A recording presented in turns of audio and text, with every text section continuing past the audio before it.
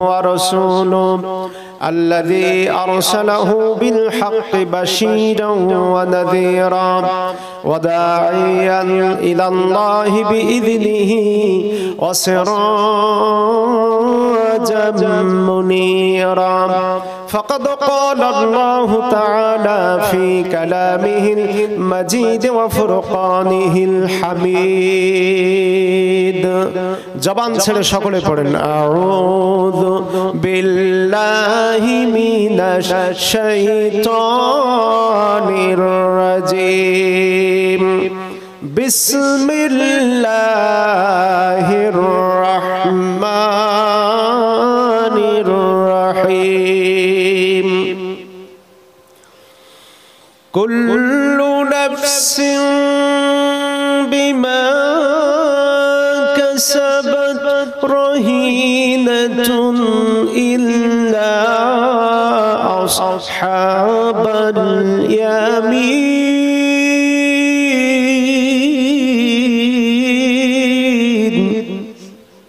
আল্লাহর কোরআনের আয়াতে কারিমা তেলাওয়াত হওয়ার পর আমরা যদি আল্লাহু আকবার বলে আওয়াজ করি খুশি হবেন কি? একটু জোরে বলেন, সবাই বলেন। আপনাদের কি আজকে সারা দিন রোজা ছিলেন এরকম কোনো অসুবিধা আছে? কষ্ট হচ্ছে? ঘুম আসতেছে? তাহলে সকলে বলুন তো আল্লাহু আকবার বললে খুশি হবেন কে? মুসলমানের মতো কণ্ঠ দিয়ে বলুন আল্লাহু আকবার বললে খুশি হন কে? আর অখুশি হয় কে? অখুশি হ্যাঁ, তাল হারালে হবে না। রাত 2টা বাজ একটা কি বলে 12:30 বাজতে গেছে, এই জন্য তাল হারানো যাবে না। আমার ভাইরা সম্মানিত হাজিরিন, তাহলে আল্লাহর কোরআনের আয়াতে কারিমা তেলাওয়াতের পর যদি আমরা আল্লাহর পবিত্র বক্তব্যকে, মহামূল্যবান বক্তব্যকে সমর্থন করে আল্লাহু আকবার বলি, এক কথায় খুশি হবেন কে? সে আল্লাহকে খুশি করার জন্য সকলে পুরুষোচিত কণ্ঠে আল্লাহু আকবার বলবেন তো ভাই? বলবেন তো? দেখি কতটুকু বলেন। বিসমিল্লাহর সাথে সেটা প্রমাণিত হয়ে যাবে। বিসমিল্লাহির রহমানির রহিম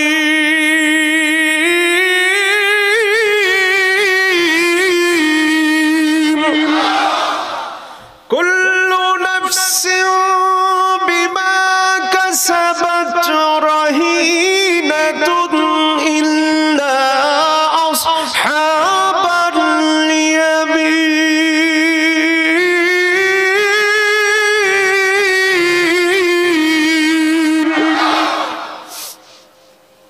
সাউন্ডটা আগের মতোই দেন, কমাবেন না।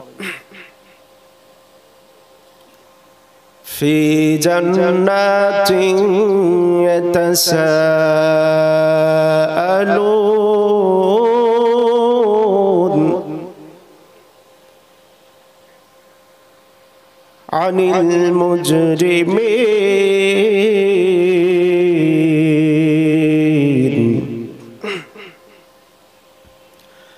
মা সালাকাকুম ফি সাকর ক্বালু লাম নাকু মিনাল মুসাল্লিন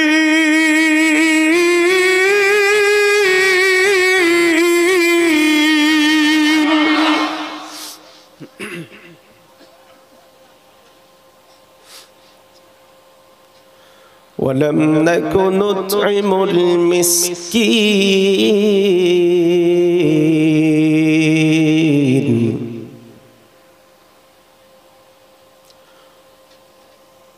ولم نكن نطعم المسكين وكنا نخوض مع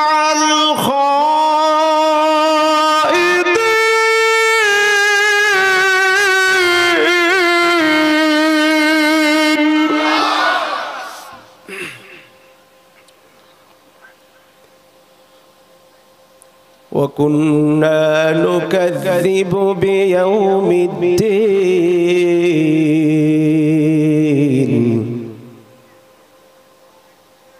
وكنا نكذب بيوم الدين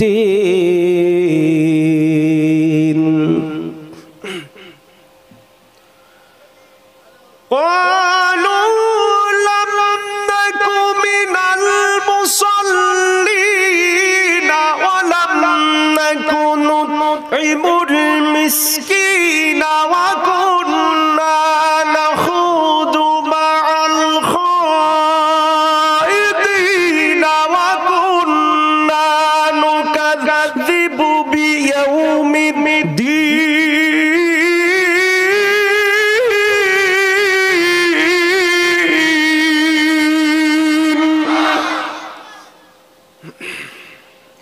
اللهم صل وكنا نكذب بيوم الدين وكنا نكذب بيوم الدين. صدق الله العظيم. وقال تعالى في شان حبيبه إن الله وملائكته يصلون على النبي يا أيها الذين آمنوا صلوا عليه وسلموا تسليما. اللهم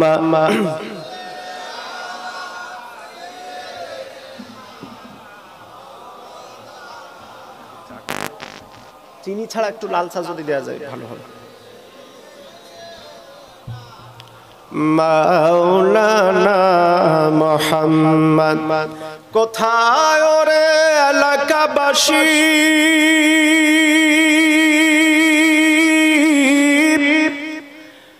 আসো সবাই বসে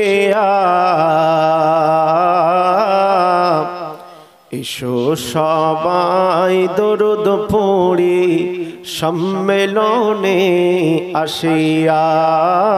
আল্লাহুম্মা সাল্লি আলা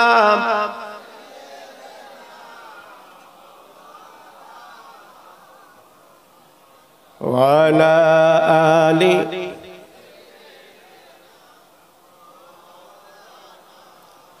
মনটা যদি হইতো প্রবল হাওয়া, হইতো যদি শুভ্র কবুতর, মেঘের ডানাই পাঠিয়ে দিতাম, মেঘের ডানাই ভাসিয়ে দিতাম মদিনার পথে, যেথায় আমার প্রিয় নবী ঘুমাই নিরন্তর, যেথায় আমার প্রিয় রসুল ঘুমাই নিরন্তর। আল্লাহুম্মা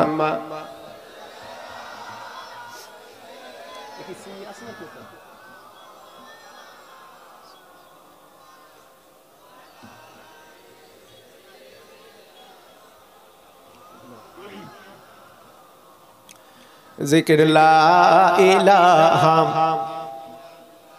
লা ইলাহা লা ইলাহা, কোনো খালিক নেই তুমি ছাড়া, কোনো মালিক নেই তুমি ছাড়া, কোনো মাবুদ নেই তুমি ছাড়া, কোনো মাশুক নেই তুমি ছাড়া।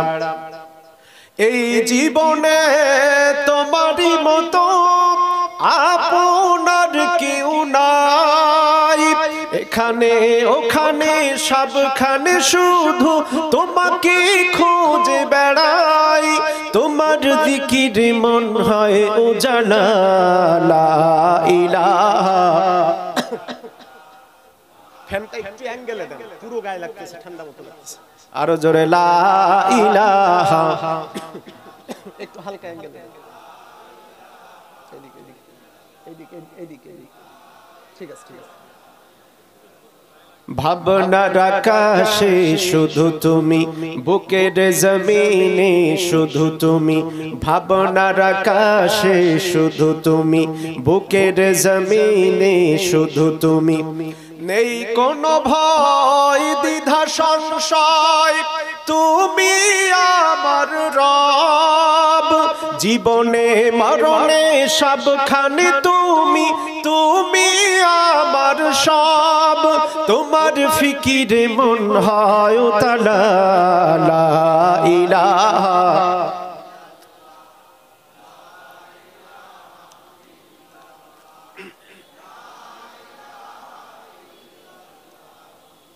মুহাম্মাদুর রাসূলুল্লাহ সাল্লাল্লাহু আলাইহি ওয়াসাল্লাম। অধ্যকার আজকের হ্যান্ডবিল নেই না আয়োজিত ওই থাক বাৎসরিক ইসলামী জলসার সম্মানিত মুহতারাম মুকাররম পরিচালক, সম্মানিত সহসভাপতি, সভাপতি, অত্র মাদ্রাসার সম্মানিত শিক্ষকবৃন্দ, মুফতি সাহেব, এতক্ষণ ধরে যিনি আলোচনা করেছেন অত্যন্ত গুরুত্বপূর্ণ, হ্যান্ডবিল না থাকার কারণে আমি নামটা বলতে পারলাম না, চমৎকার দারাজ কণ্ঠে আপনাদেরকে কোরআন হাদিস থেকে কথা শুনিয়েছেন, আমি শুনেছি অনেকক্ষণ ধরে। আমরা সে মহান আল্লাহ পাকের দরবারে শুকরিয়া আদায় করছি যে রব্বুল আলামিন দুনিয়াবী সকল কার্যক্রম থেকে আলাদা করে এমন একটি জলসায় আলেমদের কথা শোনার জন্য, কোরআন সুন্নাহর কথা বলা এবং শোনার জন্য যে আল্লাহ রাব্বুল আলামিন আমাদেরকে দীর্ঘ রজনীতে এখানে কবুল করেছেন। আমরা সে মহান রবের প্রতি হৃদয়ের সমস্ত শ্রদ্ধা একত্রিত করে, আকাশ বাতাস মুখরিত করে, রাতের নিস্তব্ধতা ভঙ্গ করে, পুরুষোচিত কণ্ঠে হযরতে আলী রাদিয়াল্লাহু তাআলা আনহু শেরে খোদার উত্তরসূরি হিসেবে, খালিদ বিন ওয়ালিদ সাইফুল্লাহ আল্লাহ তাআলার ওসির উত্তরসূরি হিসেবে আমার ভাইরা এখানে পুরুষ হিসেবে যারা উপস্থিত আছি, সে মহান রবের দরবারে সকলে অবনত মস্তকে হৃদয়ের সমস্ত ভালোবাসা শ্রদ্ধা একত্রিত করে, আকাশ বাতাস প্রকম্পিত করে, রাতের নিস্তব্ধতা ভঙ্গ করে আমরা সকলে চিল্লায়া পড়ছি আলহামদুলিল্লাহ। সম্মানিত হাজিরিন, আরো একবার মহব্বত করে দরুদ পেশ করছি সেই নবী দো জাহানের প্রতি, সরকারে দো আলমের প্রতি, যিনি আমাদের জন্য তামাম পৃথিবীর রহমত হিসেবে নাজিল হয়েছিলেন, যিনি আসার কারণে উম্মতি মুহাম্মাদি হওয়ার সৌভাগ্য আমরা লাভ করেছি। আমরা সেই নবী দো জাহানের প্রতি আরো একবার দরুদ সকলে পড়ছি সাল্লাল্লাহু আলাইহি ওয়াসাল্লাম। সম্মানিত হাজিরিন, যেহেতু রাত 12:15 বেজে গেছে অলরেডি, আর ধারাবাহিকভাবে টানা কয়েকটা রাত প্রচন্ড পরিশ্রম হয়ে গেছে, এই জলসা ধরার জন্য আগের জলসা শেষ করেছি মনে করেন রাত 1টার পরে, সেখানে থেকে ট্রেনে, আবার সারাদিন ট্রেনে, ঘুমই তো হলো না, তাহলে শরীরটা ভালো থাকে কতক্ষণ? প্রেসার লো, কথা স্বাভাবিকভাবে ডেলিভারি দিতেও যেন কষ্ট হচ্ছে। এরপরও আপনাদের কাছে দোয়া কামনা করছি, আল্লাহ পাক অন্তত 1-1.5 ঘন্টা আপনাদের সামনে যাতে কোরআন সুন্নাহ থেকে কিছু কথা বলবার তৌফিক দান করেন। আপনারা একটু দোয়া করে দেন, জোরে বলেন আমিন। প্রিয় হাজিরিন, আমি এখানে লাইভ টেলিকাস্ট যেটা হচ্ছে সেটা কি এখন প্রচারিত হচ্ছে লাইভটা? আচ্ছা, আলহামদুলিল্লাহ, শুকরিয়া। ভাইয়ের সাথে কথা বলে নিলে হবে, পরিস্থিতিটা একটু বুঝতে হবে। আল্লাহ রহম করুন। মিডিয়ার যে সমস্ত ভাইরা এসেছেন তাদের প্রতিও দোয়া থাকলো। আসুন, আমি ভূমিকায় কোনো কথা না বাড়িয়ে সরাসরি আল্লাহর কোরআনের আলোচনায় চলে যেতে চাই। যদি আপনাদের থেকে সম্মিলিত অনুমতি পাই, আপনারা সবাই মিলে কি অনুমতি দিবেন ভাই? আমি কি আলোচনা শুরু করব? আচ্ছা, তার আগে একখানা প্রশ্নটা হলো, এই যে গভীর রাত মোটামুটি 12টা বেজে গেছে, 1টা পার হয়ে যেতে পারে, আল্লাহ যদি বাঁচিয়ে রাখেন, হায়াতে রাখেন। এখন এই যে গভীর রাত পর্যন্ত কোরআন শুনতেছি, কাজকর্ম, ঘুম, আরাম, বিছানা সব বাদ দিয়া এই যে এখানে বসে আছি, আল্লাহর কোরআন শুনতেছি, বলেন তো আসলে আমাদের লাভ হবে না লস হবে? আরো জোরে বলেন। লাভ হবে। আচ্ছা, লাভ যে হবে এই ব্যাপারে যদি ধরুন আমি হযরত মাওলানা আবু বকর সিদ্দিক আল কুরাইশি রাহমাতুল্লাহি আলাইহি দাদা হুজুর কেবলার আপনি আমি ভক্ত, এখন আরেকজন আছেন অন্য পীর সাহেবের, অন্য ওলামার ভক্ত, তো তো আমি যদি ওনার বক্তব্য এখানে উঠাই ধরি তাহলে তাদের ভালো লাগবে না, আবার যদি তাদের হুজুর, তাদের বক্তা, তাদের আলেম, তাদের মুফতি সাহেবের বক্তব্য উঠাই ধরে আমাদের নাও ভালো লাগতে পারে।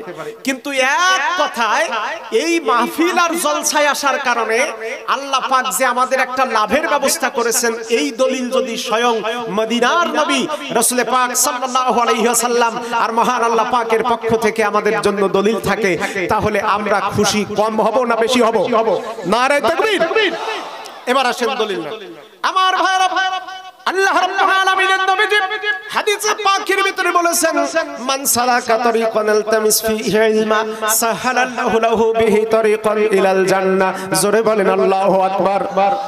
আমার মুসলমান ভাইরা রে, আল্লাহ রাব্বুল আলামিনের নবীজি বলেছেন, কোন মুসলমান ব্যক্তি যদি বাড়ি থেকে বের হয়, আল্লাহর কোরআন যেখানে আলোচনা করা হয়, ইসলামের কথা যেখানে বলা হয়, নবীজির হাদিস চর্চা করা হয়, সুন্নাত আদর্শ প্রচার করা হয়, এক কথায় হতে পারে আজকের জলসার ময়দান, হতে পারে মাদ্রাসায় দারসুল কোরআন, হতে পারে খুতবার ময়দান, মসজিদে জুমার খুতবা ইমাম সাহেবের বয়ান, হতে পারে তাফসীরুল কোরআন মাহফিলের ময়দানে, এক কথায় আল্লাহর কোরআনের কথা যেখানে বলা হয়, আল্লাহর নবীজির আদর্শ যেখানে প্রচার করা হয়, ওই ক্লাস, ওই মাহফিল, ওই জলসায় যাওয়ার জন্য কোন মুসলমান যদি বাড়ি থেকে রওনা হয়, লোকটা হাঁটতে হাঁটতে ওই কোরআনের মাহফিলের প্যান্ডেলের কাছাকাছি চলে যাবে যত, আল্লাহর নবী বলেছেন সাহালাল্লাহু লাহু বিহি তরিকান ইলাল জান্নাহ।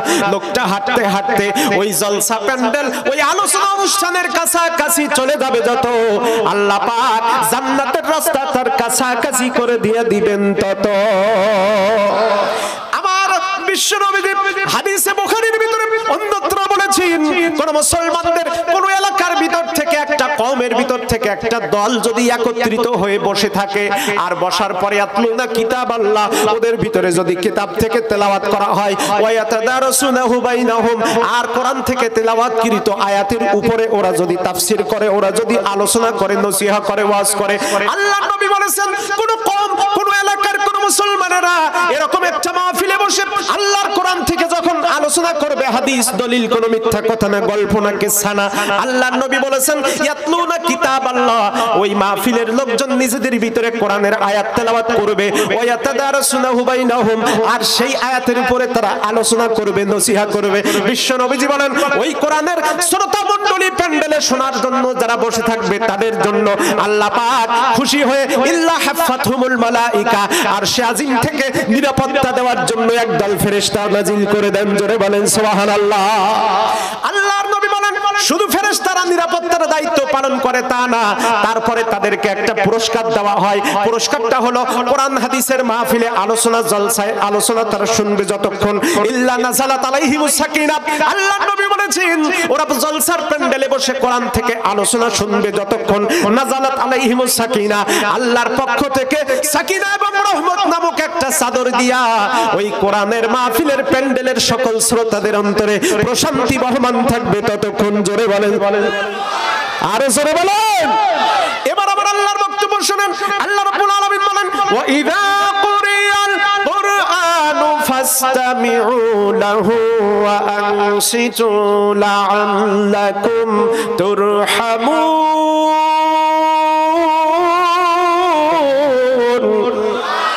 আমার আল্লাহ তাআলা ডাক দিয়ে বলেন, দুনিয়ার মানুষ,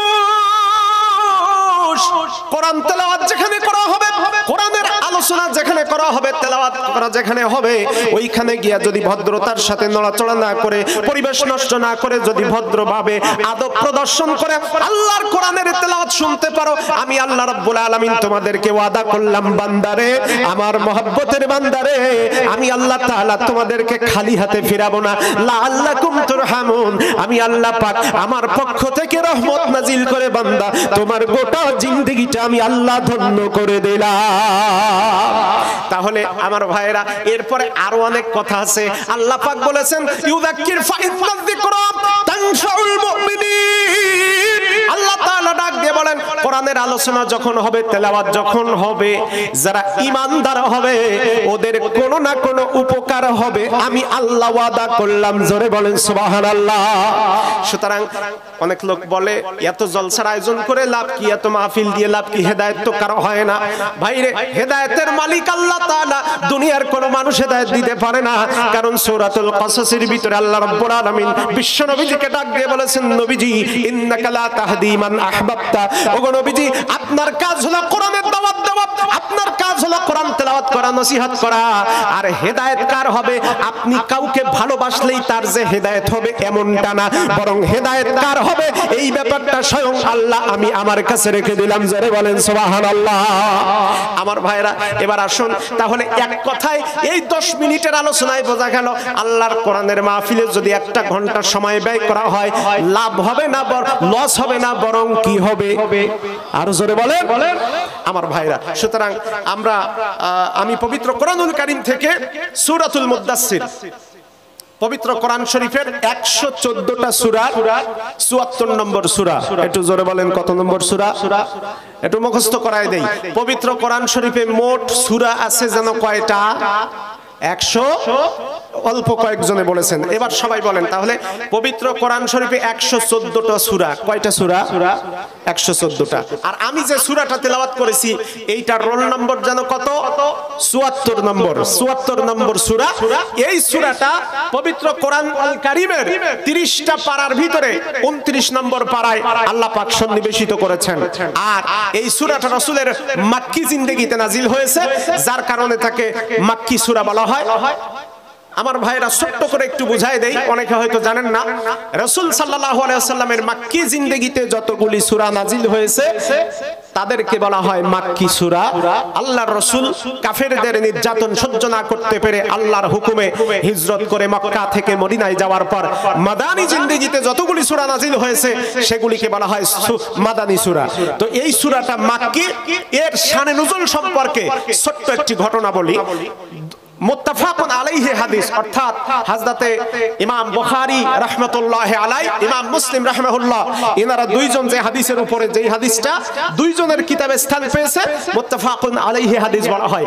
এই হাদিসের ভিতরে আসছে আল্লাহর রাসূল, আমাদের ভালোবাসার নবী, মায়ার নবী, বিশ্ব নবী, যখন কি বলে তৎকালীন পৌত্তলিকতার সমাজে ওই পুরা আরব সমাজের মূর্তি পূজার বিরুদ্ধে দাঁড়িয়ে বিশ্ব নবী সাল্লাল্লাহু আলাইহি ওয়াসাল্লাম যখন সর্বপ্রথম কালিমার দাওয়াত দেন, লা ইলাহা ইল্লাল্লাহু মুহাম্মাদুর রাসূলুল্লাহ সাল্লাল্লাহু আলাইহি ওয়াসাল্লাম, এই কালিমার আওয়াজ করার সাথে সাথে আল্লাহর রাসূলের চাচা আবু লাহাব, এরপরে বংশীয় চাচা আবু জাহেল, এরপরে উতবা, শাইবা, ওলীদ বিন মুগিরা সবাই আল্লাহর নবীর উপরে অসন্তুষ্ট হয়েছিল। কথা বলেন সত্য না মিথ্যা? আরো জোরে বলেন। আচ্ছা, আল্লাহ রাসূল কালিমার দাওয়াতি কাজ শুরু করার পরেই আবু লাহাব নামক তার আপন চাচা, ওনার আপন চাচা আবু লাহাব আপন ভাইস্তার গায়ের উপরে পাথর নিক্ষেপ করে রাসূলের গাও থেকে রক্ত ঝরিয়েছিল। এই কথা সত্য না মিথ্যা?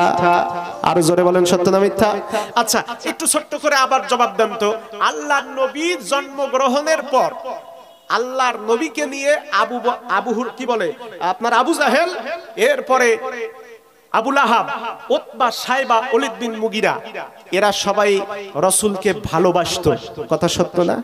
আরো জোরে বলেন সত্য কিনা? রাসূলকে ভালোবাসতো। কতটুকু ভালোবাসতো? শুধু ছোট্ট দুই একটা নমুনা দিয়ে যাই। আবু লাহাব বলতেছে, বাড়িতে আমার কাজের দাসী কই? বিবি বলতেছে, সন্ধ্যাবেলা চলে গেছে, সারা রাত তার কোনো খোঁজ নাই, আমি কি জানি। কিছুক্ষণ পরে সুবে সাদিক পার হওয়ার পরে দাসী সুয়াইবা বাড়ির মধ্যে ঢোকার পরে আবু লাহাব বলতেছে, এদিকে সারা রাত কার বাড়িতে কাজ করেছিস? আমার টাকা দিয়ে তোরে আমি কিনে এনেছি, আমার বাড়িতে দায়িত্ব পালন করবি? এদিকে আয়, চাবুক দিয়ে তোর চামড়া তুলে নেব। দাসী সুয়াইবা ডাক দিয়ে বলে, মালিক, রাত্রিবেলা আপনার বাড়িতে আমাকে না পেয়ে আপনি আমার উপরে প্রচন্ড ক্ষেপে গিয়েছেন গো মালিক। আপনি চিন্তা করবেন না, আমাকে শাস্তি দেওয়ার আগে আমাকে আর্গুমেন্ট করার একটা সুযোগ দিয়ে দেন। আজকে রাত্রিতে আমি কোনো খারাপ কাজের সাথে ছিলাম না ও গো মালিক, রাতের বেলা একটা ভালো কাজের সাথে আমি ছিলাম, ওই কাজের সংবাদটা আপনার কাছে যদি এখন আমি দিতে পারি, আপনি আমাকে শাস্তির পরিবর্তে পুরস্কার পর্যন্ত দান করতে পারেন। আবু লাহাব ডাক দিয়ে বলে, সুয়াইবা রে, কি এমন ভালো কাজ তুমি সারা রাত করেছো, তাড়াতাড়ি করে বলো। সুয়াইবা ডাক দিয়ে কয়, মালিক, আপনার একজন ভাই ছিল, নাম আব্দুল্লাহ। কয়, আমার ভাই আব্দুল্লাহ তো 6 মাস আগে মরে গেছে রে। কয়, আপনার ভাইয়ের একজন স্ত্রী ছিল, তার নাম আমিনা। আমার ভাবি আমিনার গর্ভে একটা সন্তান ছিল, এটা জানতাম, তারপরের খবর বল।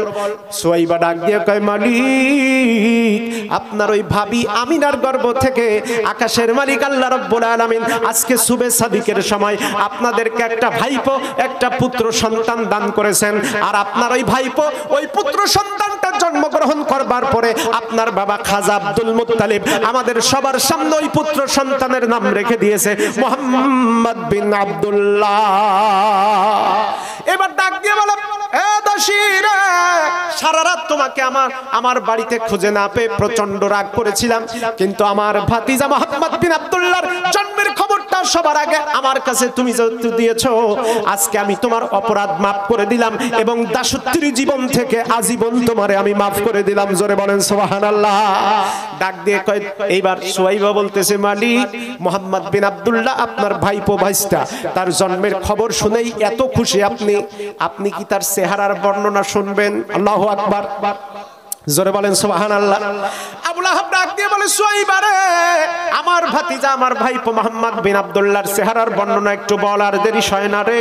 এইবার ডাক দিয়ে কয়, মালিক, আপনার ভাইপো, আপনার ভাতিজা মুহাম্মদ বিন আব্দুল্লাহকে দেখার জন্য তার চেহারাখানা, তার দেহখানা যখন আমি হাতের উপরে ধরলাম, ধরার পরে তার চেহারার দিকে নজর করে দেখলাম, আমার জানা মনে হলো আমি লাত মানাত উজ্জা হবল সবলের কসম করে বলতে পারি, কাবা শরীফের মালিক আল্লাহ রাব্বুল আলামিনের কসম করে বলতে পারি, আল্লাহ পাক আজ পর্যন্ত এই দুনিয়াতে যত মানুষ আল্লাহ দুনিয়ায় পাঠাইছেন, আপনার ভাতিজা মুহাম্মদ বিন আব্দুল্লাহ চাইতে এত সুন্দর চেহারার মানুষ আল্লাহ পাক দুনিয়াতে আর পাঠান নাই। আকাশ হতে চাঁদ নেমেছে মা আমিনার কোলে, আধার রাতে উঠলো যেন চাঁদের চেরাগ জ্বলে, চাঁদের চেরাগ জ্বলে। গুলশানে আজ বুলবুলিরা গাইছে শিরিন কালাম, তামাম জাহান নবীর তরে পাঠায় লাখো সালাম, পাঠায় লাখো সালাম। আকাশ হতে চাঁদ নেমেছে মা আমিনার কোলে, আধার রাতে উঠলো যেন চাঁদের চেরাগ জ্বলে, চাঁদের চেরাগ জ্বলে। জোরে বলেন মারহাবা। আমার সম্মানিত ভাইয়েরা, এইবার আবু লাহাব ডাক দিল, ডাক দিয়ে বলল, সুয়াইবা রে, তাড়াতাড়ি করে আমার কাজের লোকগুলিকে জলদি ঘুম থেকে ওঠা। ঘুম থেকে ওঠানোর পরে বলল, আমার পশুপালের মধ্যে চলে যাও, পশুপালের ভিতর থেকে সবচাইতে বড় বড় 3টা উট ধরে আনো।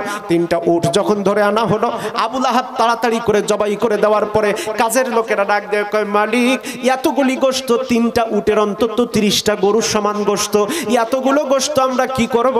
আবু লাহাব ডাক দিয়ে বলল, মক্কাবাসী, আমার ভাতিজা মুহাম্মদ বিন আব্দুল্লাহর জন্মের খুশিতে আমি এত বেশি আত্মহারা হয়েছি। আজকে আমার ভাতিজা মুহাম্মদ বিন আব্দুল্লাহর জন্মের খবর শুনে মক্কায় যারা বেড়াতে আসবে, তারা দেখতে আসবে, তাদের সবাইকে আজকে দাওয়াত করে আমি দুপুরবেলা খাওয়াতে চাই। জোরে বলেন সুবহানাল্লাহ। এইবার একটু ঠান্ডা মাথায় জবাব দেন, আল্লাহর নবীর জন্মের পরে নবীজির জন্মে খুশি হইয়া 3খানা উট যেই বেটা জবাই করেছে, ওই আবু লাহাব রাসূলের বাবা না চাচা? হ্যাঁ হ্যাঁ, আরো জোরে বলেন, জোরে বলেন। চাচা, বাবা তো আগেই মারা গেছে। এইবার এই জায়গায় হিসাব মিলান, কত ভালো তারা রসুলকে বাসতো। রসুলের জন্মের খবর শুনে 3টা উট জবাই করেছে। এখন এই কাকদ্বীপ এলাকায়, এই গ্রামের নাম যেহেতু আমি অত ভালো করে এখনো জানি না, এই এলাকায় যদি কোনো সন্তান, ভাই মারা যাওয়ার 6 মাস পরে কোনো সন্তান জন্মগ্রহণ করে, আমাদের চাচারা 3টা উট তো দূরে যাক, 3টা গরু, 3টা খাসি তো দূরে যাক, 3টা মুরগি পর্যন্ত জবাই দেবে। দেবে দেবে দেবে। বরং এরকম চাচা আপনার দেশে না থাকতে পারে, আমার এলাকায় বহুত আছে।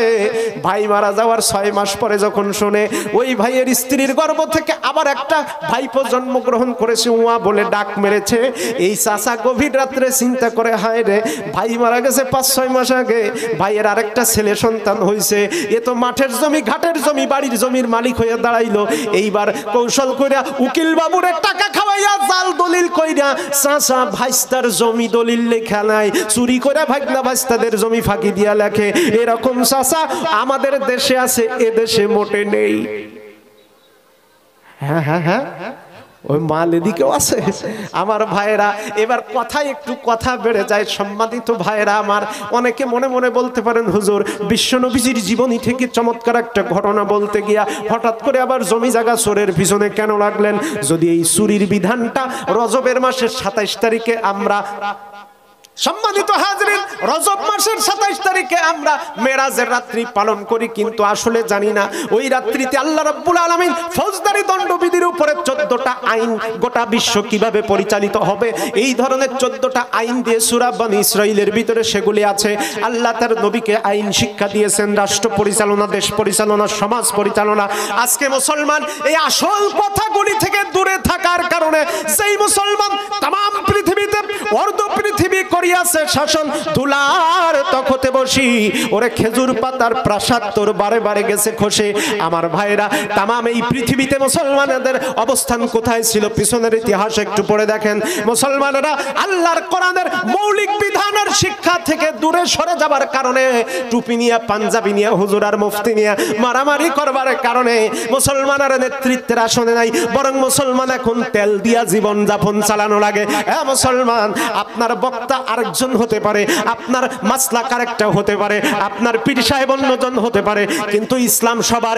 এইটা যতক্ষণ মুসলমানদের ভিতরে, মুসলমানদের হৃদয়ের ভিতরে যতক্ষণ বদ্ধমূল না হবে, আমাদের মাথার উপরে কাঁঠাল ভেঙ্গে রোয়াতারা খাবে। এই জন্য মুসলমান, মাসলাক যার যার, ইসলাম সবার, মাসলাক যার যার, উম্মত সবার, মাসলাক যার যার, কোরআন সুন্নাহ সবার, নবী সবার। এই জায়গায় এক হতে হবে, এখানে কোনো ইফতিরাক চলবে না। কথা বলেন ঠিক কিনা? আরো জোরে বলেন ঠিক কিনা? নারে তাকবীর। আমার ভাইরা, ওই যে চুরির কথা বলতেছিলাম, একটা হাদিস মনে পড়লো, ছোট্ট করে বলে তারপরে সামনে চলে যাচ্ছি। আমার ভাইরা, সম্মানিত হাজিরিন, আমার রাসূলের একজন খাদেম, হাদিস শরীফে তার নামটা এসেছে মিদআম, আর একইভাবে আর একটা বর্ণনা অন্য হাদিসে আসছে, তার নাম কারকারা। আমি মিদআমের হাদিসটা আপনাদের সামনে বলি, কারণ হাদিসের রাবী হযরত আবু হুরায়রা রাদিয়াল্লাহু তাআলা আনহু বিশ্বনবীজিকে ডাক দিয়ে বলেন, আমার ভাইরা, খায়বারের যুদ্ধ থেকে ফিরে আসার পথে আল্লাহর নবীর একজন খাদেম, নাম হলো মিদআম, কাফেরদের তীরের আঘাতে ইন্তেকাল করলো। কাফেরদের তীরের আঘাতে ইন্তেকাল করার পরে হযরত আবু হুরায়রা বলেন, ইয়া রাসূলুল্লাহ, আপনার সাহাব, আপনার খাদেম মিদআম ইন্তেকাল করেছে, আপনার মাল সামানা দেখার দায়িত্ব নিয়ে যেতেছিল, কাফেররা সেখানে তীর নিক্ষেপ করে হামলা করেছে, আপনার খাদেম ইন্তেকাল করেছে, হানিয়ান লাহুল জান্নাহ, আমরা আশা করতেছি শহীদের মর্যাদা পেয়ে লোকটা জান্নাতে চলে যাবে। নবী আমার বলেন, কাল্লা কাল্লা, কখনো না। ও সাহাবীরা রে, কারে তোমরা জান্নাতি আর শহীদ বলতেছো? বরং রাআইতুহু ফিন্নার, আমি দেখতেছি আমার খাদেম জাহান্নামের আগুনের মধ্যে জ্বলবে। এবার ডাক দিয়ে বলতেছে সাহাবায়ে কেরাম, ওগো নবীজি, আপনার খাদেম হওয়ার পরেও আপনার এই লোকটা কি এমন অপরাধ দুনিয়ার জিন্দেগিতে করেছে যার কারণে জাহান্নামের আগুনে জ্বলা লাগবে, একটু জানতে চাই। নবী আমার বলেন, সাহাবীরা রে, আমার খাদেমের চলাফেরা খারাপ ছিল না, তার জীবনযাত্রা ভালোই ছিল। এ সাহাবীরা শোনো, আমার এই খাদেম খায়বারের দুর্গ বিজয়ের আগের রাত্রিতে তার হাতে আমি এক বাক্স কাপড় দিয়ে বলেছিলাম, ইয়ামেন থেকে আসা কাপড়ের বাক্সটা তোমার কাছে আমানত, খবরদার খেয়ানত করবা না। ও আমার সাহাবায়ে কিরাম রে, আমার এই খাদেম গভীর রাত্রিতে ওই বাক্সগুলোর ভিতর থেকে একটা কাপড় চুরি করেছে, একটা মাত্র আবা চুরি করেছে। এই একটা আবা জনগণের আবা ছিল, জনগণ যতক্ষণ ক্ষমা না করবে আমার আল্লাহ ততক্ষণ ক্ষমা করবে না। রাআইতুহু ফিন্নার, এই কারণে আমি দেখতেছি দিছি, আমার খাদেম জাহান্নামের আগুনে জ্বলবে। ও মুসলমান, আপনার ব্রেন ভালো, আপনার জ্ঞান ভালো, চিন্তা ভালো, বিবেক ভালো, এই কারণে আপনি আপনার পাশের প্রতিবেশীর জায়গার মালিক হওয়ার পরেও কাগজের দুর্বলতা দেখিয়ে তার জমি আপনি দখল করেছেন। আপনার বোনেরা আপনার বাবার সম্পত্তিতে আপনার বোনেদের হক ছিল, কিন্তু বাবা টিপসই দিয়ে লিখে দিয়ে গেছে, এই সুতা দিয়া বাবারে আসামি বানায় জমি জায়গা ভোগ করতেছেন, বোনদের পাওনা বুঝায় দেন নাই। বাবাও কিয়ামতে ধরা খাবে, আপনি নিজেও ধরা খাবেন। সুতরাং বড় ভাই হইয়া ছোট ভাইদের ফাঁকি দেওয়া যাবে না। ছোট ভাই লেখাপড়া বেশি জানে, বড় ভাই বোকা, তারে ফাঁকি দিয়েছে, তাও হবে না। ভাই হইয়া বোনদের ঠকানো যাবে না, বোন হইয়া ভাইদের ঠকানো যাবে না। আবার বাপ হইয়া যদি ইচ্ছাকৃতভাবে ছেলেদের নামে ভালো জমি লিখে দিয়েছেন, মেয়েদেরকে সামান্য পরিমাণে ঠকাইছেন, ওই মেয়ে যদি কিয়ামতে মাফ না করে আপনাকে কেউ জান্নাতে দিতে পারবে না। এই মৌলিক কথাটুকু যদি একটু মাথার ভিতরে আনতে পারেন, সমাজের বহু ফিতনা ফাসাদ কমে যাবে। কথা বলেন ঠিক কিনা? আমার ভাইয়েরা, আসুন এবার আল্লাহ রসুলের জীবনী থেকে ছোট্ট দু একটি ঘটনা বলতেছিলাম। ওদিকে সূরাতুল মুদ্দাথিরের শানে নুজুলটা কেবল শেষ করেছি, মুত্তাফাকুন আলাইহি হাদিসের ভিতরে ছিলাম। Come to my point, look at me. মুসলমান ভাইয়েরা, আমি আল্লাহর নবীর জীবনের ছোট্ট একটা ঘটনা আপনাদের অনুমতি পেলে ছোট্ট করে বলতে চাই। আপনারা কি শুনবেন? হ্যাঁ হ্যাঁ হ্যাঁ হ্যাঁ বলবো। ওয়াজ চলবে না বন্ধ হবে? আরো জোরে বলেন। কতক্ষণ চলবে? সারা রাত ওয়াজ চলুক, বক্তা স্টপ করিয়ে স্টেজে মরুক, তাই তো? আচ্ছা, 1 ঘন্টা তো চলবে ইনশাআল্লাহ। আসুন, আল্লাহর নবীর বয়স যখন 24 বছর, একটু জোরে বলেন কত বছর? জোরে বলেন কত বছর? 24 বছর বয়সের সময় বিশ্ব নবীজি রাহমাতাল লিল আলামিন একদিন রাস্তার ভিতরে হাঁটতেছেন। একজন ডাক দিয়ে বলে, মুহাম্মদ বিন আব্দুল্লাহ, তুমি রাস্তার ভিতরে কি কাজে হাঁটতেছো? কি তোমার চলাফেরার ভিতরে তাড়াহুড়ো ভাব কেন? নবী আমার ডাক দিয়ে বলেন, চাচা, আমার আপন চাচা আবু তালিবের বাড়িতে আমি থাকি। আমার চাচা আমার দেখাশোনা করে। আমার চাচা নিজেই অভাবে, এখন গরিব মানুষ, বৃদ্ধ হয়ে গেছে। এখন আমি চিন্তা করলাম, একটা চাকরি করে যদি কিছু টাকা আমার চাচার হাতে তুলে দিতে পারি ভালো হয়। ডাক দিয়ে কয়, মুহাম্মদ, তুমি এই মুহূর্তে চাকরি বাকরি মক্কায় পাবা না, তবে ওই শহর থেকে একটু দূরে ওই যে খোয়াইলিদ নামে বড় একজন ব্যবসায়ী আছে, ওর বাড়িতে যাও। তার একজন ছেলের বৌমা আছে, নাম হলো সাফিয়া। সাফিয়ার একজন কাজের খুব বিশ্বস্ত লোক দরকার। তোমার মতো বিশ্বস্ত তো আমাদের জানা মতে কেউ হতে পারে না। তুমি চলে যাও, তোমার চাকরিটা হবে। আল্লাহর নবী গেলেন, চাকরি হয়ে গেল। চাকরি হওয়ার পরে ওই সাফিয়া মহিলা মানুষ ডাক দিয়ে কয়, মুহাম্মদ, তোমার নাম, যশ, সততা সব আমি জানি বা শুনেছি, তবে তোমার প্রথম অ্যাসাইনমেন্ট হবে বেতন বোনাস ঠিক করার আগে আমার দাসী মাইসারাকে সাথে নিয়ে মক্কা থেকে সিরিয়ায় 1.5 মাসের একটা কাফেলা পরিচালনা করবা। ব্যবসা শেষ করে আসার পরে লাভ হলো অথবা লস হলো, এটার উপর ভিত্তি করে আমি তোমাকে কি বলে বেতন বোনাস দান করব। এই বলে রাসূল সাল্লাল্লাহু আলাইহি ওয়াসাল্লাম মাইসারাকে সাথে করে নিয়ে ব্যবসা করতে গেলেন। 45 দিন ব্যবসা কমপ্লিট করে ফিরে এসেছেন। ফিরে আসার পরে এইবার মালিক সাফিয়া বিল্ডিং এর দোতলায় বসে গল্প করতেছে। আল্লাহর নবী ব্যবসার হিসাব বুঝিয়ে দেওয়ার জন্য তিনি এবার বিল্ডিং এর উপরে উঠবেন। হঠাৎ করে খেয়াল করলেন মালিক সাফিয়া আরেকজন মহিলার সাথে গল্প করতেছে। এই গল্পের আওয়াজ আর হাসির আওয়াজ শুনে আল্লাহর নবী থমকে দাঁড়ালেন। মাইসারাকে ডাক দিলেন, মাইসারা, ওই যে তোমার মালিক গল্প করতেছে, আরেকজন অপরিচিত মহিলা মনে হয় সেখানে আছে, কে ওটা? মাইসারা ডাক দিয়ে কয়, মুহাম্মদ বিন আব্দুল্লাহ, ওই মহিলাটা সাধারণ অপরিচিত কোনো মহিলা না। ওই মহিলা হচ্ছেন আমার মালিকের ননদ, মানে স্বামীর বোন। ননদ আর ভাবি এক জায়গায় বসে গল্প করে, অসুবিধার কিছু তো আমি দেখি না। আল্লাহ রসুল 24 বছর বয়সের নবী বলছেন ডাক দিয়া, মাইসারা রে, তুমি তো জানো অপরিচিত মহিলাদের সামনে যেতে আমার এমনিতে একটু লাজুকতা ভাব আসে। আমি উপরে যেতে চাই না। ব্যবসার যত হিসাব তোমার কাছে দিলাম, তুমি নিয়ে চলে যাও। ব্যবসার হিসাব বোঝানোর পরে তোমার মালিক আমাকে যেই টাকা পয়সা দেবে আমার কাছে দিয়া যাও। আর পায়ের থেকে জুতা জোড়াও তোমার মালিকের ব্যবসার টাকা দিয়া কেনা, এটাও ফেরত দিলাম। এর নাম সততা। নবীজি আবার সব হিসাব দাসী মাইসারার কাছে দেওয়ার পরে বিল্ডিং এর নিচে জমিনের উপরে পাথর, উত্তপ্ত গরম পাথরের উপরে দাঁড়িয়ে আছেন। এবার মাইসারা উপরে গেল, দরজায় টোকা দিল, দরজাটা খুলে গেল। খুলে যাওয়ার পরে মালিক সাফিয়া ডাক দিয়ে বলতেছে, মাইসারা, তুমি একলা কেন আসলাম? মুহাম্মদ বিন আব্দুল্লাহ কই? ব্যবসার খবর কি? মাইসারা ডাক দিয়ে বলে, ব্যবসার খবরটা আগে নাও। ব্যবসার হিসাব হলো লাভ হয়েছে না লাভ হয়েছে, লস হয়েছে, এই হিসাব তো তুমি চাও। মাইসারার প্রশ্নের জবাবে মালিক সাফিয়া বলতেছে, হ্যাঁ তাই তো চাই। ডাক দিয়া মাইসারা বলতেছে, মালিক তোমার বিগত জিন্দেগিতে তুমি যত ব্যবসা পরিচালনা করেছো তোমার সমস্ত ব্যবসার হিসাব আমার কাছে আছে। তোমার জীবনের বিগত দিনের সমস্ত ব্যবসার যত টাকা লাভ হয়েছে সমস্ত লাভের টাকা এক জায়গায় করে যতটা অঙ্ক হয়, এইবারের ব্যবসায় মোহাম্মদ বিন আব্দুল্লাহর নিখুঁত পরিচালনায় সততার কারণে আগের সমস্ত লাভ এক জায়গায় করলে যত টাকা হবে এইবারের ব্যবসায় তার 3 গুণ বেশি লাভ হয়েছে। আরো জোরে বলেন না সুবহানাল্লাহ। এখন মালিক এমনিতে মহিলা 3 গুণ লাভ একবারে হয়েছে শুনে বেজায় খুশি। কয় তাড়াতাড়ি ডাকো মোহাম্মদকে। ডাক দিয়ে কয়, মালিক মোহাম্মদ বিন আব্দুল্লাহ তোমার ঘরে আসবে না। কেন আসবে না? আমার কি অপরাধ? কয় তোমার এমনি কোনো অপরাধ না, তুমি যে তোমার ননদের সাথে গল্প করতেছো এই গল্পর আর হাসি আড্ডার আওয়াজ নিচের থেকে একটু একটু শোনা যায়। মোহাম্মদ এমন একটা আশ্চর্যজনক যুবক, অপরিচিত মহিলাদের সামনে যেতে লজ্জা পায়। আর কাকদ্বীপ এলাকার যুবকেরা মহিলা কলেজের সামনে গেলে হুজুরে সালাম দিতে চায় না 3 দিনে একবারও, কিন্তু গার্লস কলেজের সামনে গেলে অটোমেটিক কবিতা আবৃত্তি শুরু করে রবীন্দ্রনাথের মতো। কথা বলেন ঠিক কিনা? মুসলমানের দল যুবকদের ব্যাপারে কিছু ওয়াজ হবে শেষের দিকে ইনশাআল্লাহ। আমার ভাইরা ওদিকে এইবার মাইসারা বলতেছে, মালিক তুমি যে তোমার ননদের সাথে বসে গল্প করতেছো, আচ্ছা যে ননদের নাম কি বলেছি এখনো? কথা বলে না, কথা বলে না।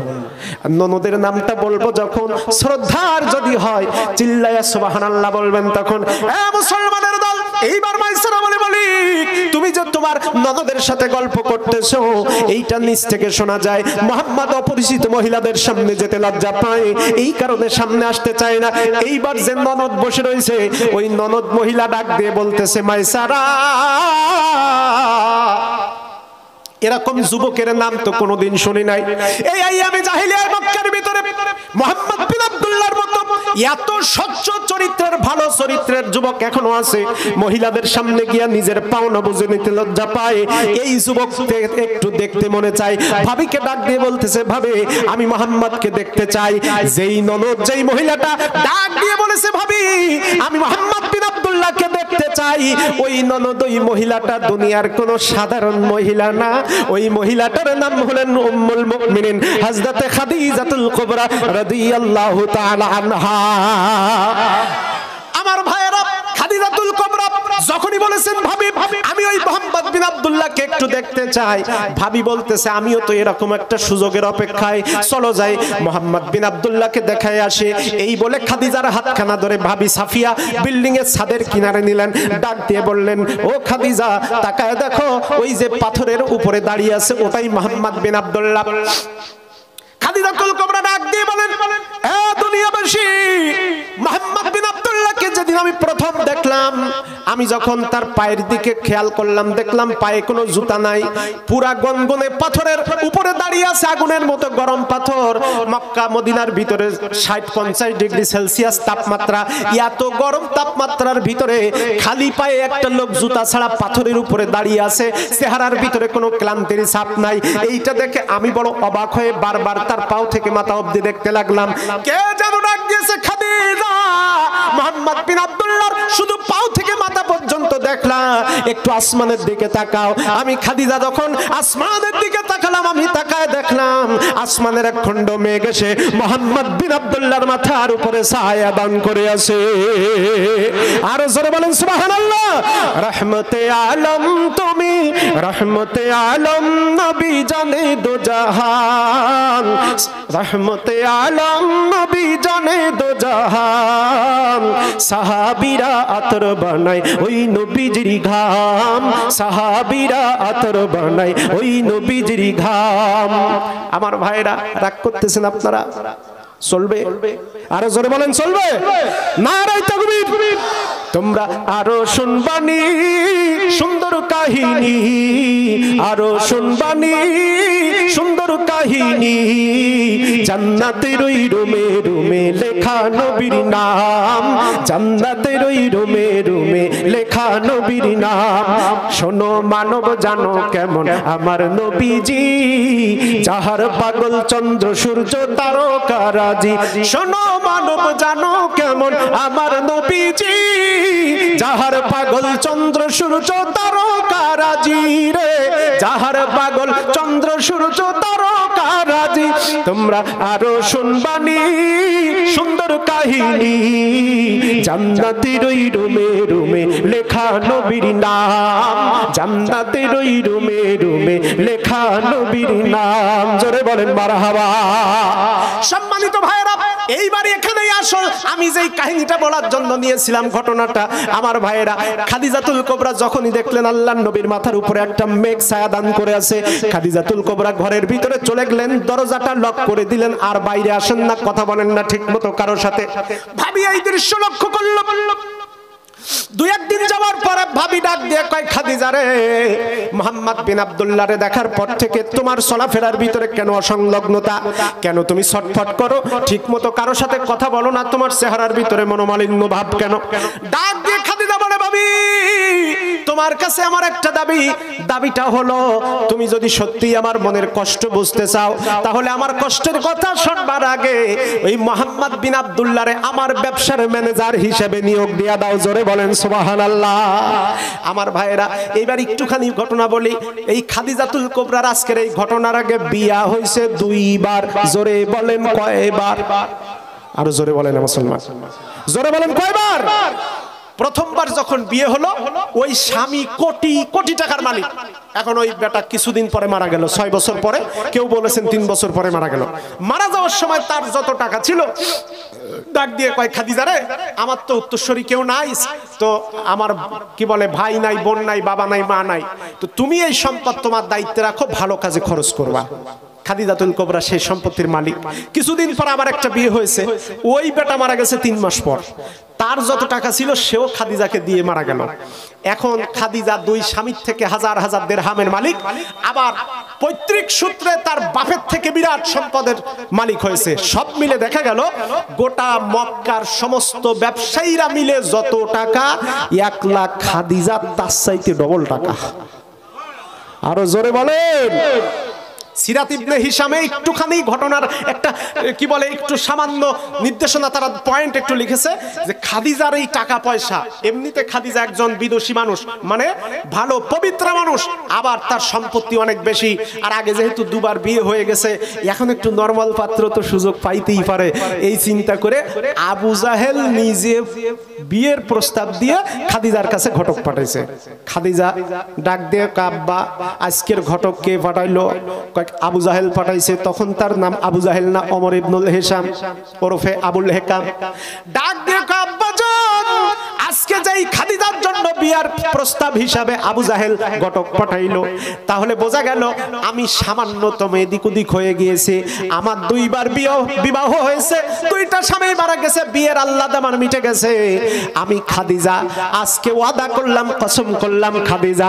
আমি জীবনে কোনোদিন বিয়া করব না এভাবে 9 বছর পার হয়ে গেল কয় বছর জোরে বলেন কয় বছর 9 বছর যখন পার হয়ে গেছে পার হয়ে যাওয়ার পরে এর ভিতরে অনেকেই কি বলে ঘটক পাঠাইছে লোক পাঠাইছে খাদিজাকে কেউ রাজি করাইতে পারে না খাদিজার এক কথা আমি বিয়ে করব না 9 বছর পরে আজকের এই ঘটনা ডাক দিয়ে কয় ভাবি মুহাম্মদ বিন আব্দুল্লাহরে দেখার পরে আমার হৃদয়ের ভিতরে কেন যেন জ্বালা পোড়া শুরু হয়েছে কেন যেন তাকে নিয়ে সব সময় আমার ভাবতে মন চায় তুমি আমার ব্যবসা তো তোমার চাইতে অনেক বড় আমার ব্যবসার ম্যানেজার হিসেবে তারে নিয়োগ দিয়ে দাও নিয়োগ হয়ে গেল ব্যবসা হলো 1 বছর এই 1 বছরের ভিতরের অনেক ঘটনা আছে পরবর্তীতে বলবো 1 বছর পরে খাদিজাতুল কুবরা নিজে আল্লাহর নবীকে বিয়ার প্রস্তাব দিলেন তার আপন চাচতো বোন নাফিসার মাধ্যমে নবীজি এবার প্রস্তাব পায়া চাচা আবু তালিবকে সাথে করে নিয়া 20 খানা উটের মোহরানা দিয়া খাদিজাকে বিয়া করলেন আরো জোরে বলেন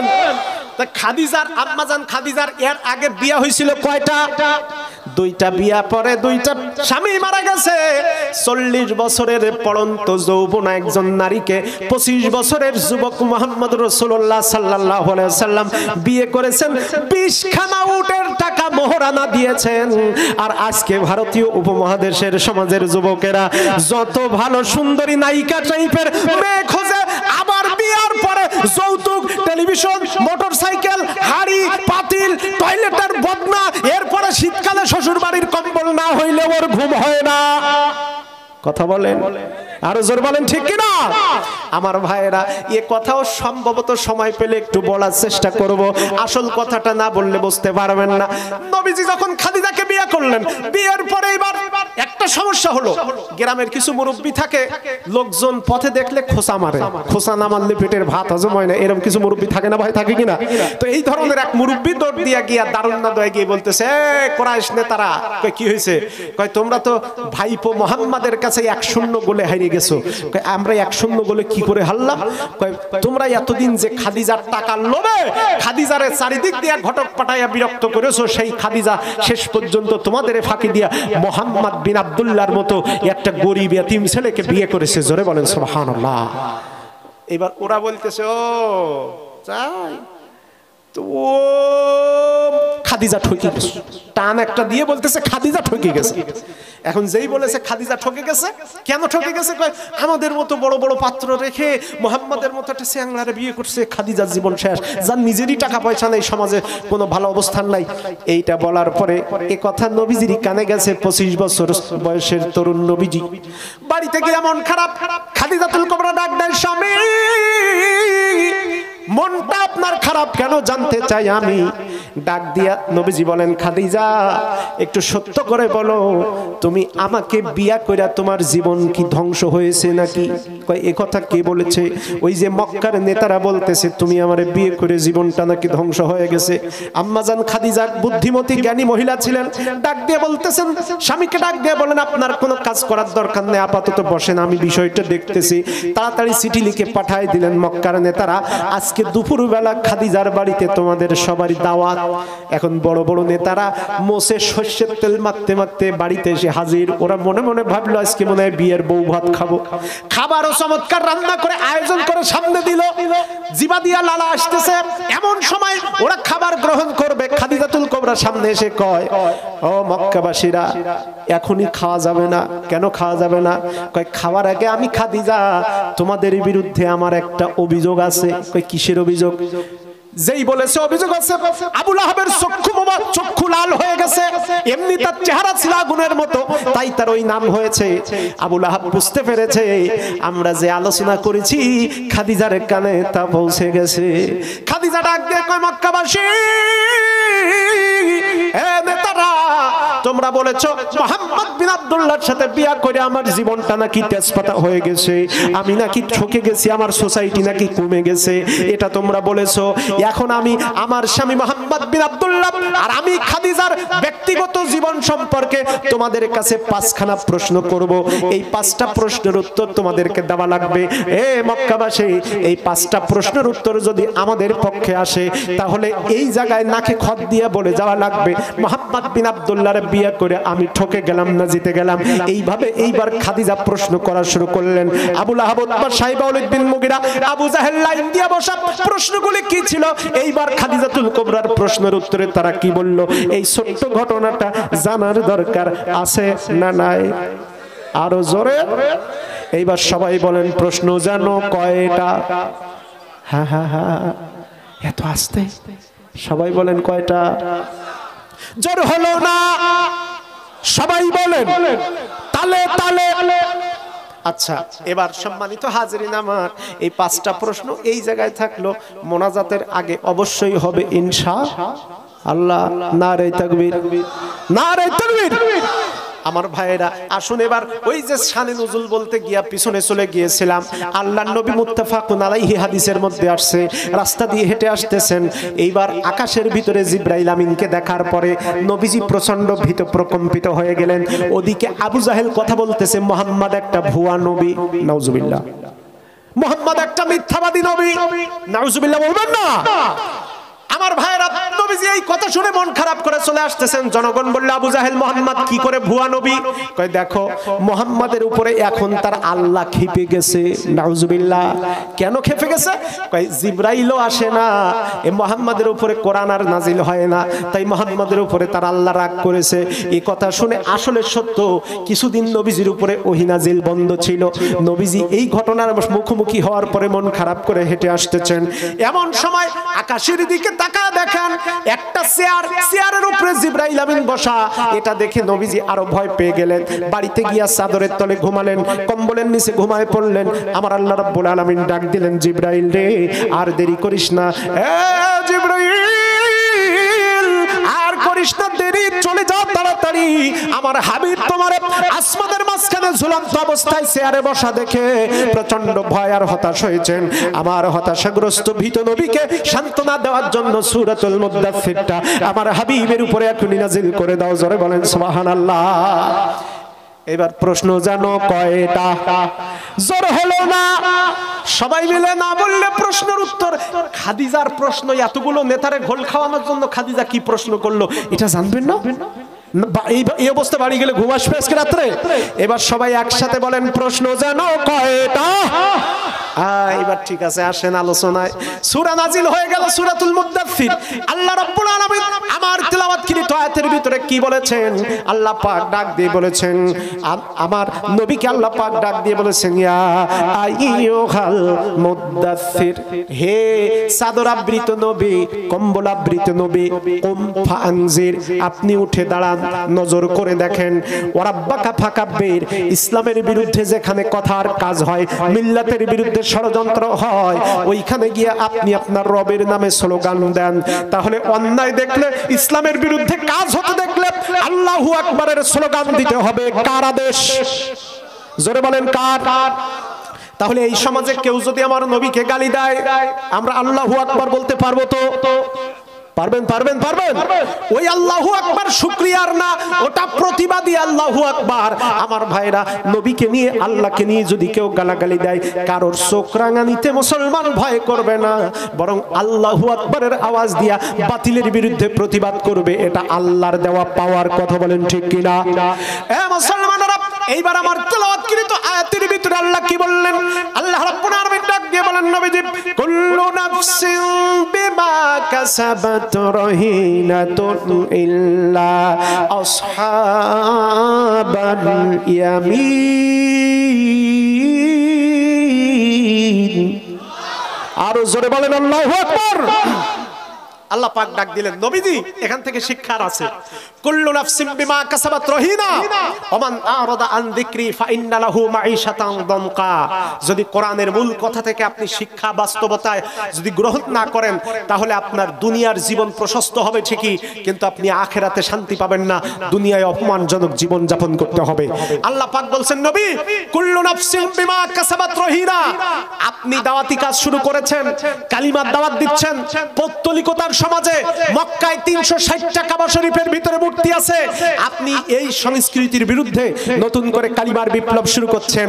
এই বিপ্লব ওরা গ্রহণ করছে না, তাই বলে আপনি মন খারাপ করবেন না, বরং আমি আল্লাহ আপনাকে সান্ত্বনা দিলাম। নাফসিম বিমা কাসাবাত রহিনা। প্রত্যেকটা মানুষ দুনিয়াতে যে যেমন আমল করেছে, আমি আল্লাহ কিয়ামতে তার ঠিক তেমন ফলাফল দেব। আমার ভাইরা, এরপরে বলা হলো ইল্লা আসহাবাল ইয়ামিন, তবে যারা ডানপন্থী হবে। কি পন্থী? জোরে বলেন, কি পন্থী? ডানপন্থী। ডানপন্থী কি? ডানপন্থী হলো কোরআন, ডানপন্থী হলেন রাসূল করিম সাল্লাল্লাহু আলাইহি ওয়াসাল্লামের আদর্শ, সাহাবায়ে কেরাম, তাবেঈন, তাবেঈনদের আদর্শ। এই আদর্শের উপরে আল্লাহর হাক্কানি আলেম, আল্লাহর ওলিদের এই আদর্শের উপরে কোরআন সুন্নাহর সাথে মিলিয়ে যারা জীবন যাপন করতে পারবে, তারাই হলো ডানপন্থী। ইল্লা আসহাবাল ইয়ামিন। আল্লাহ বলছেন, নবীজি, আপনার দাওয়াত আবু জাহেল বা সাহেবারা গ্রহণ করতেছে না, অসুবিধা নাই, ওদের জন্য আমি পানিশমেন্ট রেখেছি। তবে যারা আপনার সাথে আবু বকর হয়েছে, যারা আপনার সাথে ওমর হয়েছে, যারা আপনার সাথে ওসমান হয়েছে, আমি আল্লাহ ইল্লা আসহাবাল ইয়ামিন, তাদেরকে ডানপন্থী হিসেবে ঘোষণা করলাম। আর ওই ডানপন্থী লোকেরা ফি জান্নাতিন, তাদের সকলকে আমি আল্লাহ জান্নাতে প্রবেশ করাবো। আরো জোরে বলেন সুবহানাল্লাহ।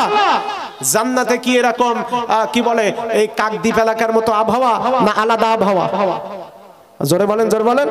জান্নাতের ভিতরে একটা মানুষ গিয়ে দেখবে আল্লাহ ওই যে গাছে এত চমৎকার ফল, আল্লাহ এই তো খাইতে মন চায় কিন্তু পাড়িয়ে খাইতে পারবো না। আল্লাহ কয় বান্দা একটু অপেক্ষা কর, মুহূর্তের ভিতরে গাছের ডাল নিচু হয়ে বান্দার চেহারার সামনে এসে দাঁড়াবে। আরো জোরে বলেন। বান্দা বলবে আল্লাহ ছিটতে পারবো না অলস। আল্লাহ কয় বান্দা একটু হা কর। বান্দা হা করবে, ফলটা মুখের ভিতরে পড়বে, চাবানো লাগবে না, অটোমেটিক গলে পেটের ভিতরে স্বাদ চলে যাবে। এইবার বান্দা বলবে আল্লাহ ফল তো খাওয়াইছো, মানে আশেক মাসুকের খেলা তো আলাদা হিসাব। জান্নাতে যখন যাবে তখন তো আর কোনো ভয় থাকবে না। ডাক দিয়ে বলবে আল্লাহ ফল তো খাওয়াইলা, গাছের উপরে যে পাখিগুলো দেখা যায় বড় সুন্দর দেখা যায়, ওই ছোট্ট ছোট্ট পাখির গোশত খেতে মন চায়। আল্লাহ বলবেন বান্দা কি খেতে চাও, ঝোল না ভুনা? কয় ভুনা। কয় ভুনা তো খাবা, কিভাবে খাবা? কয় আল্লাহ তা তো জানি না। বান্দা দাঁড়ায় থাকবে, জান্নাতের গাছের থেকে হাজার হাজার পাখি একত্রে উড়াল দেবে, আর আল্লাহর বান্দার চেহারার সামনে আসার আগে অটোমেটিক ভুনা করা খাবারে পরিণত হয়ে যাবে। এই সুযোগ পাইলে মুসলমান কি কমে ছাড়বে? এমন ভাবে খাইছে একেবারে কানের তলা থেকে গলার কি বলে কুকসির গোড়া পর্যন্ত মুড়ু মেরে দিয়েছে। কিছুক্ষণ পর কয় আল্লাহ আর তো পারি না। আল্লাহ বলে কি আছে? কয় কিছু হাড্ডি আছে আর এখনো কিছু গোশত বাকি আছে। আল্লাহ বলবেন এখন এই হাড্ডি কি করবা? বান্দা বলবে আল্লাহ এই হাড্ডি কোথায় রাখবো? জান্নাতে কোনো টয়লেটও নেই, ডাস্টবিনও নেই। এইবার এই হাড্ডি আর ময়লা কি করব? আল্লাহ বলবেন বান্দারি চিন্তা করবি না, এটা জান্নাত, এটা তোর দুনিয়ার ভারত আর বাংলাদেশ না রে বান্দা। তোর হাতের ওই হাড্ডিগুলা একটুখানি আকাশের দিকে এভাবে ফিকে মেরে দে। বান্দা এভাবে ফিকে যখন ছেলে দিয়ে দেবে, হাড্ডিগুলি উপরে ওঠার সাথে সাথে আবার জ্যান্ত হয়ে গাছের পাখি গাছে চলে যাবে। আমার ভাইয়েরা জান্নাতের বর্ণনা আরেকদিন শোনাবো। এইবার ডাক দিয়ে বলতেছেন আল্লাহ পাক ওগো নবীজি ইল্লা আসহাবাল ইয়ামিন, ডানপন্থী যারা হবে ফি জান্নাত, তারা সবাই জান্নাতে প্রবেশ করবে। জান্নাতে প্রবেশ করে ইয়াতাসাআলুন, এই ইয়াতাসাআলুনের ব্যাখ্যা ইমাম আমার ভাইরা মালিমুত তানজিল তাফসীরের নাম ইমাম বাকাবী রাহমাতুল্লাহ আলাইহি, তিনি ডাক দিয়ে বলতেছেন দুনিয়ার মানুষ জাহান্নামীরা জাহান্নামে যাওয়ার পরে যখন আযাব সহ্য না করতে পারবে, ওরা তখন ডাক দিয়ে বলবে ইয়া আহলুল জান্নাহ, হে জান্নাতি ভাইরা।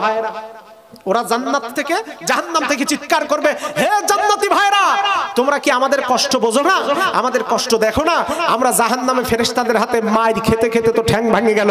তখন জান্নাতীরা বলবে আল্লাহ ওই যে জাহান্নামীরা চিৎকার দিয়ে ইয়া আহলুল জান্নাহ বলে চিৎকার মারে, ওদেরকে তো মনে হয় চিনি, এই লোকগুলি কারা জাহান্নামে গেছে তাদের একটুখানি দেখতে চাই। আল্লাহ এবার জান্নাত জাহান্নামের মাঝখানের পর্দা তুলে দেবেন। পর্দা তুলে দেওয়ার পর জান্নাতীরা জাহান্নামীদেরকে দেখবে, জাহান্নামীরা জান্নাতীদেরকে দেখবে, পরিচিত অপরিচিত সবাইকে দেখবে। তাকায় দেখবে বিরাট বড় বক্তা সারা রাত ওয়াজ করে ফজরের নামাজ না পড়ে ঘুমায় গেছিল, হে বক্তারও দেখা যাবে। এরপরে দেখবে এলাকার পঞ্চায়েত, এলাকার মেম্বার, চেয়ারম্যান, চেয়ারম্যান, এমএলএ, তারপরে বিধায়ক, সব এই পরিচিত কত লোক ভালো ভালো মানুষ মনে করতাম সব জাহান্নামের ভিতরে ঢুকে গেছে। এই অবস্থা দেখে জান্নাতি ব্যক্তিরা প্রশ্ন করবে মা সালাকাকুম ফি সাকার, প্রশ্নবোধক ইন্টারোগেটিভ সেন্টেন্স, কেন তোমরা জাহান্নামে আসছো, তোমাদের কারণগুলি কি? যখনই বলবে জাহান্নামে তোমরা কেন আসছো, আমরা একসাথে দুনিয়াতে কাকদ্বীপ এলাকায় চলাফেরা করেছি, নামখানা রক্ষীপুর এলাকায় চলাফেরা করেছি, আজকে আমরা জান্নাতি, তোমরা কেন জাহান্নামী? ওরা তখন বলবে জাহান্নামে আসার আমাদের 4টা কারণ। 1 নাম্বার কারণ হলো ক্বালু লাম নাকু মিনাল মুসাল্লিন,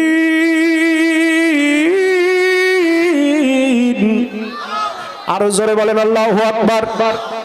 ওরা ডাক দিয়ে বলবে 1 নাম্বার আমরা জাহান্নামে আসার কারণ হলো তোমরা দুনিয়াতে শীতের দিনে কষ্ট করে শীতের উজুর পানি দিয়ে নামাজ পড়তে যাইতে মসজিদে, আযান হওয়ার সাথে সাথে তোমরা আল্লাহর হুকুম পালন করার জন্য আল্লাহর ঘরে গিয়েছো, আর আমরা তাসের আড্ডায় ছিলাম, মদের আড্ডায় ছিলাম, জুয়ার আড্ডায় ছিলাম, ট্রেনের ভিতরে বসে। আমি যখন এই দেশে প্রথম যেদিন আসি, আমার ভাইরা আমাদের যুব সমাজের ব্যাপারে নামাজ আর রোজার পবিত্রতার ওয়াজটা বেশি করা উচিত, কারণ এদের সমস্যাটা বেশি দেখলাম। ট্রেনের ভিতরে পয়লা লোকাল ট্রেন, সিট পাইনি, আমি তো আর জানিও না, ভ্যান্ডরে উঠেছি। ওঠার পরে দেখি লাইন দেওয়ার সব যুবকেরা বসা, কেউ ফলওয়ালা, কেউ কমলাওয়ালা, কেউ গজাওয়ালা, কিছুক্ষণ পরে এইবার হঠাৎ করে একটা যুবক পকেটের থেকে কি সবলা দানা বাইর করে হাতের উপরে দিল, দেওয়ার আগে একটু চুন ঘষে নিল, নেওয়ার পরে ওইটা দিয়ে এখন ডলে। কি সুন্দর। আমি কি এটা কি করতেছে? ওমা 20 সেকেন্ড পার হওয়ার পরে হঠাৎ থেকে এরকম কিরকম ভাইব্রেশন হয়ে গেছে। আমি ডাক দিয়ে বলি কি বিষয়টা কি? এখন ও তো আর দেখতেছে না যে আমি দেখতেছি, তা ও এরকম করে যখন ভাইব্রেশনের মতো ভাব হয়ে গেছে, আমি ওটা দেখার জন্য ওর হাতের কাছে আমার মুখটা নিয়ে গেলাম, আর ও শ্যামলাতে তাকায় আছে আরেক দিকে, এর ভিতরে বাড়ি মারিছে। আচ্ছা, ওই যে ধুলোগুলো বের হলো, আমি তো আর জানিও না চিনিও না, নাকের মধ্যে যখন ঢুকেছে আমি অটোমেটিক সাইনোসাইটিসের রোগী হিসেবে 100 হাসি দিলাম সে জায়গায়। পরে বুঝলাম যে জিনিসটা কি। কেরে ভাই, আপনি মুসলমান যুবক, আপনার পকেটের ভিতরে এই সমস্ত জিনিস থাকে, এই 300 গ্রাম ওজনের মোবাইল থাকে, প্যাড থাকে, সব থাকে, আইফোন কি বলে ওই হেডফোন থাকে, জ্যাক থাকে, কেন একটা ছোট্ট জাল টুপি মাথার ভিতরে পকেটের ভিতরে থাকা যায় না, রাখা যায় না? তারপরে কি বলে একটা তসবিহ দানা রাখা যায় না? মুসলমান যুবক রাস্তাঘাটে মৃত্যুবরণ করলেন, ফেরেশতা এসে যদি পকেটে হাত দিয়ে দেখে না এই কাকদ্বীপের এই যুবকের পকেটে মোটামুটি টুপি আছে, তারপর মেসওয়াক আছে, ওরা বলবে আল্লাহ এই যুবকটার পকেটে টুপি আর মেসওয়াক পাওয়া গেছে, আল্লাহ কি করব? কিছুটা হলেও ভালো পজিটিভ হবে। আর ফেরেশতারা জামাত অথবা প্যান্টের পকেটে হাত ঢুকাইয়া দিয়া যদি দেখে টুপিও নাই, তসবিহ দানাও নাই, হাজার হাজার পাতার বিড়ি আগুনের অপেক্ষায় আছে, তখন অবস্থাটা কি হবে? আমাদের দেশের চাঁপাইনবাবগঞ্জের মাঝে একটা ঘটনাটা হলো, কলেজ থেকে একটা মেয়ে বাড়িতে এসে এইবার দেখে বাড়ির অবস্থা খারাপ। এইবার খোঁজ খবর নিয়ে ভাইয়ের কাছে ফোন করেছে, ভাইয়া তুমি জামার পকেটে কিসের পাতা রাখছিলে? কেন রে? ভাবি ধনিয়া পাতা মনে করিয়ে তরকারির মধ্যে দেশে, আর সেই তরকারি খাওয়ার পরে মা আমার বলতেছে সে নাকি শ্রীলঙ্কার রানী, আব্বা বলতেছে আমি প্লেন চালাচ্ছি, আর তোমার বউ বলতেছে আমি এই সারা পৃথিবীর রানী। বলতেছে সর্বনাশ, ওটা তো ধনিয়া পাতা না, ওটা গাজার পাতা। যন্ত্রণার আর শেষ নাই মুসলমান। আগে আসল জায়গায় আসি। ওদিকে প্রশ্ন জানো কয়টা? আরো জোরে। ওরা যখন বলবে লামনাকু মিনাল মুসাল্লিন, দুনিয়াতে নামাজ পড়ি নাই, আমার ভাইরা, তাহলে নামাজ ছাড়া কোন মুসলমান জান্নাতে যেতে পারে? জোরে বলেন পারে? পারে পারে পারে আমার ভাইরা, নামাজ ছাড়া যদি কোনো মুসলমান জান্নাতে যেতে না পারে, তাহলে আমরা তো এখানে সবাই নামাজ পড়ি, এটা আমার মনে হয় না। 5 ওয়াক্ত নামাজ কারা কারা পড়বেন আগামীকাল থেকে? ওজোর ছাড়া নামাজ ছাড়বেন না? একটু দুহাত তুলে দেখেন, দুহাত তুলে দেখেন, দুহাত তুলে দেখেন, দেখেন তো কে কে হাত তোলেনি? দুহাত তোলেন, দুহাত তোলেন। নারে তাকবীর। আচ্ছা, ইমাম সাহেব মুফতি সাহেব তো নাই, ভাইজান আপনিও তো কিছু লোকের চেনেন নাকি? এই লোকগুলো সব হাত তুলেছে, 5 ওয়াক্ত নামাজ পড়বে। আগামীকাল সকালবেলা যখন মুয়াজ্জিন মসজিদ থেকে নামাজের জন্য ঘোষণা করবে, আসসালাতু খায়রুম মিনান নাওম,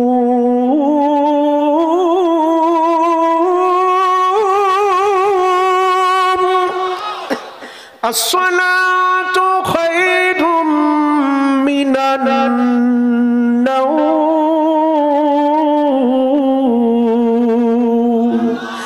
শীত কয় উঠিস না, বাইরে ঠান্ডা, কম্বল বলবে, ব্ল্যাঙ্কেট বলবে, আমার সাথে আই লাভ ইউ বল।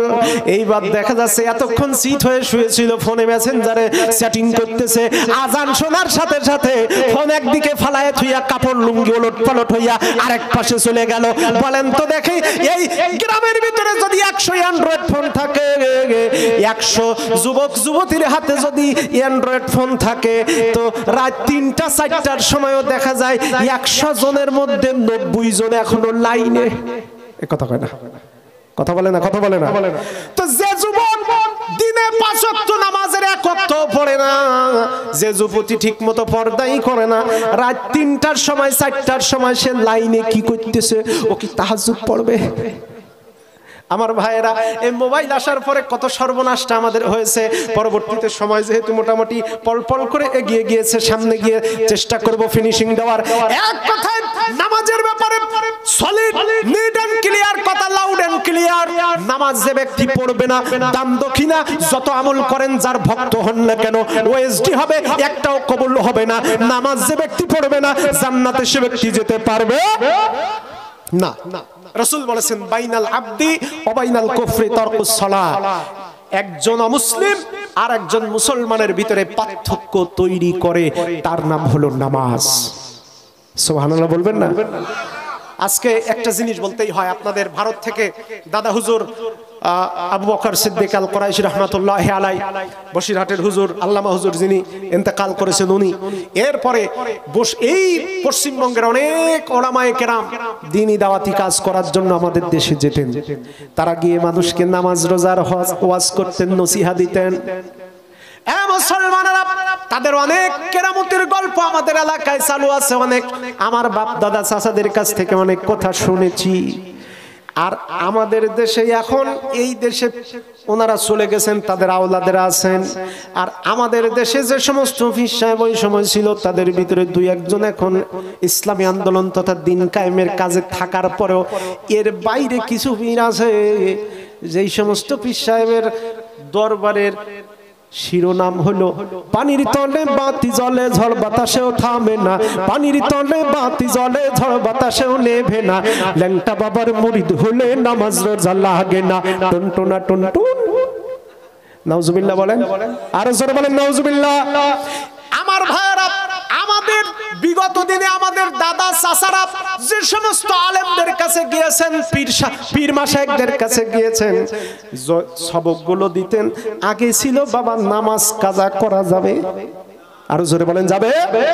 কিন্তু যে জিনিস যত ভালো তার অপোজিটে তত খারাপ থাকে, সেটা আমাদের দেশে এখন আপনাদের এলাকার বিবেকবান লোকে বলে যত ভালো লোক যদি খুঁজতে যাও কিছু হলেও পাওয়া যাবে ওপারে, আবার যত ভেজাল যদি খোঁজো তাও পাওয়া যাবে ওপারে। আমি বলি এটা 100% ঠিক। কারণ হলো সেদিন এই যে আসাম থেকে আব্দুর রহমান নামে এক মাওলানা সাহেব ফোন করেছেন, বলতেছেন হুজুর এ আপনাদের দেশে এ আবার কোন ফেরকাত দলেরা একটা জিকির বানাইছে, সে জিকির কি জানেন নাকি? তা আমি বললাম আমাদের দেশে আবার জিকির বানাবে কিভাবে? জিকির তো কোরআন থেকে আসে, জিকির তো মানুষের বানানোর কোনো সুযোগ নেই, আছে নাকি ভাই? আছে আছে। তা বললাম কি জিকির? ভাই আপনি একটু সার্চ করে দেখেন। কি সার্চ? তা উনি বললেন যে আপনি একটু ইউটিউবে গিয়ে হিম হে জিকির সার্চ করেন। কি জিকির? হিম হে। আমি এইবার ইউটিউব বক্সে হিম কেবল লিখেছি, ওমা দেখি লেখা চলে আসছে হিম হে ডিজে জিকির। আমি কলাম আল্লাহ ডিজে জিকির কি করে হলো? এবার সার্চ করেছি তো একটা সিস্টেম তো থাকে গান গাওয়ার, হঠাৎ করে দেখি ঠাড়া পড়ার মতো গান গায়, মুর্শিদ আমার হুজুরি সাকি মহিমা জানে, গলার মালা বানাইয়া ধীরে ধীরে টানে। এটা বলে জিকির। ওই ফরিদপুরে আমি যেখানে চাকরি করতাম আব্দুল কাদের মোল্লার এলাকায় 4 বছর চাকরি করেছি। ওদের একটা দরবার আছে আটরশির দরবার। তো আটরশিওয়ালাদের গানের ওরা রসুলকে স্বয়ং, এরা কিন্তু ঈমান নষ্ট করে, স্বয়ং রসুলকে পর্যন্ত চ্যালেঞ্জ জানায় দেয়। কিভাবে? নতুন ঈদের চাঁদ উঠেছে আটরশির গায়ে, তোরা দেখবি যারা ভাই বোনেরা আইরে ছুটে আয় আয় আয়। এরপরে এবার আসল কাহিনী কয়, আমার বিশ্ব ওলি ফরিদপুরি, ওরে তোমার দুটি চরণ ধরি গো, দেখাইও দয়াল নবীর, দেখাইও দয়াল নবীর কঠিন আয়াসরে, বাবার লাইগা কান্দে আমার মং মং মং মং মং। নবীকে চ্যালেঞ্জ দিয়ে ফেলাইছে। এরপরে কয় মং মং মং। যখন মং মং মং করে ডানি আর বামে ওদের কিছু সাকরেজ বসে থাকে, ওরা তখন জিকির করে কয় নাউজুবিল্লাহ নাউজুবিল্লাহ নাউজুবিল্লাহ। আরে আমরাও তো নিঃশ্বাসের সাথে ছেড়েছি, গ্রহণ করেছি, জিকির করেছি না? করেছি কিনা? সে জিকির হলো কালিমা দিয়া। আর হ্যাঁ, এটার কোন দলিল ইসলামে আছে? কোন ভাবে আছে? আমার ভাইয়েরা, নামাজের কথা বলতে গিয়ে হঠাৎ করে এই লাইনের দিকে একটুখানি চলে আসলাম। এ মুসলমানরা বলেন প্রশ্ন যেন কয়টা? আরো জোরে জোরে হলো না, সবাই মিলে জোরে বলেন কয়টা? এই 5টা প্রশ্নের আগে বাকি আলোচনাটা অত্যন্ত সংক্ষিপ্তভাবে শেষ করে দিতে চাই। সম্মানিত ভাইয়েরা, প্রিয় বন্ধুগণ আমার, এইবার আল্লাহ পাক বলছেন দেখো জাহান্নামে যাওয়ার ওদের 4টা কারণের 1 নাম্বার কারণ হলো লাম নাকু মিনাল মুসাল্লিন, ওরা নামাজ পড়তো না।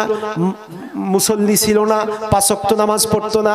আমরা এখানে যারা উপস্থিত আছি পুরুষ মহিলা মা বোনদেরকে অনুরোধ করব, মায়েরা আপনার জীবনে রাসূলুল্লাহ সাল্লাল্লাহু আলাইহি ওয়াসাল্লাম সবচাইতে বেশি সুসংবাদ আপনাদেরকে দিয়েছেন। ওই সুসংবাদ হলো মুসনাদে আহমদের হাদিসের মধ্যে আসছে, কোন মুসলমান মহিলা যদি 4টা কাজ তার জীবনে বাস্তবায়ন করতে পারে, নাম্বার 1 ফরজ নামাজ, নাম্বার 2 ফরজ রোজা, নাম্বার 3 ফরজ পর্দা, নাম্বার 4 তার স্বামীর আনুগত্য, এই 4টা কাজ যদি কোন মুসলমান তার ব্যক্তিগত জিন্দেগিতে বাস্তবে আমল করে দেখাতে পারে, আল্লাহর নবী বলেছেন কিয়ামতের দিন যখন কঠিন মুসিবত হবে, ওই মুসিবতের সময় আল্লাহর বেহেশতের 8খানা দরজার যে কোনো একখানা দরজা দিয়া ওই মহিলা আল্লাহর জান্নাতে প্রবেশ করার অধিকার পাবে। জোরে বলেন সুবহানাল্লাহ। সম্মানিত ভাইরা আমার, আচ্ছা কর্তৃপক্ষের একজনকে একটু মঞ্চে আহ্বান করছি। আমি আসলে কয়টা পর্যন্ত চালাবো? জিকির লা ইলাহা লা ইলাহা, ও বাতাসময় তুমি নিয়ে যাও না যেথায় শুয়ে আছে নূরে মদিনা, ও বাতাসময় তুমি নিয়ে যাও না যেথায় শুয়ে আছে নূরে মদিনা, যে ফুলের সুবাসে মন টেকে না, যে ফুলের সুবাসে মন টেকে না, ও বাতাসময় তুমি নিয়ে যাও না যেথায় শুয়ে আছে নূরে মদিনা, লা ইলাহা।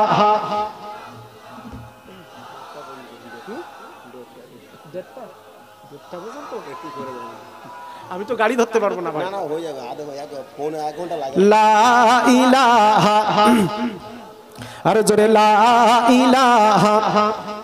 আমি বৈশায় আছি নদীর ঘাটে পারের আশায়, বৈশায় আছি নদীর ঘাটে পারের আশায়, সেই সোনার তরি আইবো কবে, সোনার তরি আইবো কবে নিবরে ভাষায়, আমি বৈশায় আছি নদীর ঘাটে পারের আশায়, লা ইলাহা।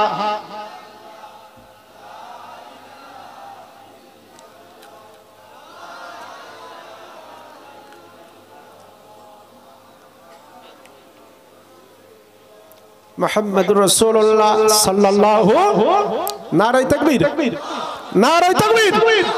আমার ভাইয়েরা আসুন এবার যে কথা বলতেছিলাম, তাহলে নামাজের ব্যাপারে আর বেশি ওয়াজ করব না, ছোট্ট একটা বয়ান শুনেন। হযরত আলী বলেছেন মাই ইউরিদু আই ইয়াতাকাল্লাম মা আল্লাহ, এদিকে খেয়াল করেন, মাই ইউরিদু আই ইয়াতাকাল্লাম মা আল্লাহ। আমার ভাইয়েরা হযরত আলী রাদিয়াল্লাহু তাআলা আনহু বলেছেন, কোন মুসলমান যদি মনে করে আল্লাহর সাথে গল্প করবে, জোরে বলেন কার সাথে গল্প করবে, আর জোরে বলেন কার সাথে, আল্লাহর সাথে প্রেম করবে, গল্প করবে, ফালইউসাল্লি, লোকটা যেন নামাজে দাঁড়ায় যায়, মুসাল্লি উনাজি রাব্বা, নামাজে দাঁড়ানোর সাথে সাথে একজন মুসল্লি তার আল্লাহর সাথে গল্প শুরু হয়ে যায়। জোরে বলেন সুবহানাল্লাহ। সালাত কায়েম করো, সালাত কায়েম করো, সালাত কায়েম করো, সালাত কায়েম করো, হবে সম্মানী তুমি, হবে জান্নাতি তুমি, হবে সম্মানী তুমি, হবে জান্নাতি তুমি, দেবে কাল হাসরে শীতল ছায়া আরশে আজিম, রব্বি আলালা, রব্বি আলাজিম, রব্বি আলালা, রব্বি আলাজিম। জোরে বলেন মারহাবা। এ মুসলমানরা, তাহলে নামাজের ব্যাপারে কোন ধরনের এই পৃথিবীর প্রত্যেকটা মুসলমান নরনারীর জন্য নামাজের ব্যাপারে কোনো ছাড় হবে না, শরীয়ত নির্দেশিত পন্থা ছাড়া। সুতরাং মসজিদে যখনই আজান হবে, আজান হওয়ার সাথে সাথে কিছু যুবক মসজিদের পাশে বসে থাকে, আজান হওয়ার আগ পর্যন্ত ফেসবুক চালায়, চ্যাটিং করে, গল্প করে, আজান হওয়ার সাথে সাথে এমন ভাবে দৌড় মারে যেন জমদূতে টানতেছে। হুজুরের সাথে দেখা, কয় বাবা মসজিদে কি সুন্দর চমৎকার আজান হচ্ছে, চলো মসজিদে নামাজ পড়তে যাই। কয় ইমাম সাহেব নামাজ তো পড়া লাগবে, আপনি যান, আমার একটু অসুবিধা আছে। কয় কি সমস্যা? কয় হুজুর অসুবিধা আছে। কয় তুই বেটা লোক, তোর কি অসুবিধা, বলতে সমস্যা কি? কয় হুজুর বেটা লোক ঠিক আছে, তাতে সমস্যা নেই। হুজুর আমার কাপড় ভালো না। কি ভালো না? কাপড় ভালো না। হুজুর তাকায় দেখে একেবারে রানের গোস্তর সাথে কামলায় ধরে আছে স্টিচ জিন্সের প্যান্ট, এত টাইট চক চক চক চক করে, দূর থেকে হেঁটে আসলে দেখা যায় যেন দুইটা সুপারি গাছ দাঁড়ায় রয়েছে। ও বলতেছে আমার কাপড় ভালো না। হুজুর বলতেছি এত দামি প্যান্ট তারপরও কাপড় ভালো না। বলতেছে হুজুর তা না, বিষয় হলো এই যে পরিমাণের সিস্টেমের কাপড়, এই জিন্সের প্যান্ট পরার পরে এর একটা কেরামতি আছে হুজুর, দাঁড়ায় থাকলে আমরা আর বসতে পারি না, আর বসা থাকলে আমরা আর দাঁড়াতে পারি না। যখনই পেশাব লেগেছে পশুর মতো ওভাবে ছেড়ে দিয়েছি। সুতরাং পোশাক তো অপবিত্র হুজুর, তো পোশাক যখন অপবিত্র তখন তো নামাজ পড়লে সওয়াব হবে না গোনা হবে? নামাজ পড়ে না ঠিকই, কিন্তু ফতোয়া জানে আমার ভাইরা। সুতরাং আমার যুবকদেরকে অসাবুন্না শাফি ইবাদাতিল্লাহ, কিয়ামতের দিন আরশে আজিমের নিচে 7 শ্রেণীর লোক ছায়া পাবে। তার অন্যতম 1 নম্বর ইমাম আদিলুন, ন্যায় বিচারক, বাদশা, প্রধানমন্ত্রী। আর 2 নম্বরে যুবকেরা, ওই যুবক যে তার যৌবনের মূল স্রোতের সময় আল্লাহকে ভয় করেছে, যৌবনকে আল্লাহর পথে বিলিয়ে দিয়েছে। সুতরাং আমাদেরকেও আল্লাহর জন্য কাজ করতে হবে। আল্লাহ যেন তৌফিক দান করেন। জোরে বলেন আমিন, আরো জোরে বলেন আমিন। তাহলে আজকে থেকে আজান শোনার পরে সকলে মসজিদের দিকে যাব তো ইনশাআল্লাহ। আল্লাহু আকবার, আল্লাহু আকবার। তালি হবে না আজান, জোরে বলতে হবে আল্লাহু আকবার।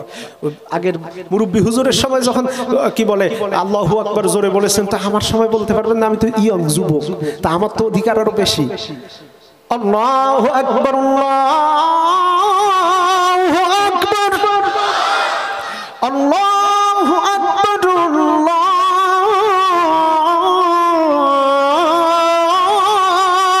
আকবার। আশহাদু আল্লা ইলাহা ইল্লাল্লাহ,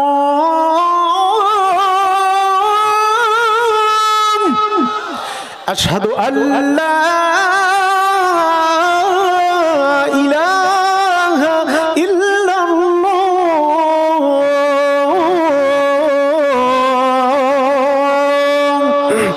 আশহাদু আন্না মুহাম্মাদার রাসূলুল্লাহ।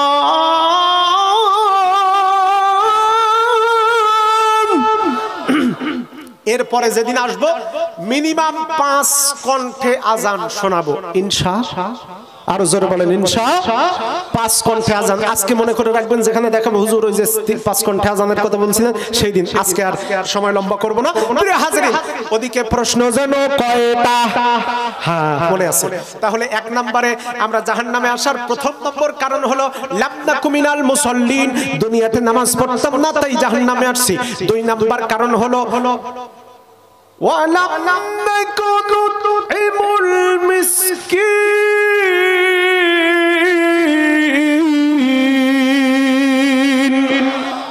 2 নম্বর কারণ হলো, আচ্ছা এই যে কোরআন তেলাওয়াত করতেছি মাঝে মধ্যে আপনাদের, আমি তো আসলে ওই অর্থের কোনো কারি না। রাগ করতেছেন আপনারা? রাগ করতেছেন নাকি? জোরে বলেন আলহামদুলিল্লাহ। কোরআনের তেলাওয়াতের একটা মোহ আলাদা, মহব্বত আলাদা। আর কোরআন এমন একটা জিনিস, দুনিয়াতে একটা গান মোহাম্মদ রফি যেমন করে গাইছে, ওই সুরের বাইরে যত বড় শিল্পী হোক নতুন সুর আবিষ্কার করলে জনগণ তারে জুতে মারবে। কথা বলেন ঠিক কিনা? আবার অন্য শিল্পী একটা গান যে সুরে গাইছে, ওই সুরে মোহাম্মদ রফিও যদি না গায় তারপরও মানুষ শুনতে চাইবে না। গান একটা, সুর একটা, কিন্তু পৃথিবীতে একমাত্র আল্লাহর কোরআন আর এই আজান। এই আজানের যার কণ্ঠে যে সুর, সেই সুরেই মধু। আলহামদুলিল্লাহ বলেন। আবার কোরআনের তেলাওয়াত, আপনি আপনার কণ্ঠ নেই, তারপর আপনি যদি সহি করে পড়তে পারেন, তার ভিতরে একটা মধু আছে। একই কোরআন পৃথিবীতে কত হাজার হাজার কারি, তাদের এক এক রকম সুরে। আমি একরকম তেলাওয়াত করলাম, আবার আমাদের দেশের কারি শফিউল্লাহ সাহেব, তিনি কি চমৎকার করে তার কণ্ঠ দিয়ে তেলাওয়াত করেন। ইয়াসিন ওয়াল কুরআনিল হাকীম ইন্নাকা লামিনাল মুরসালিন।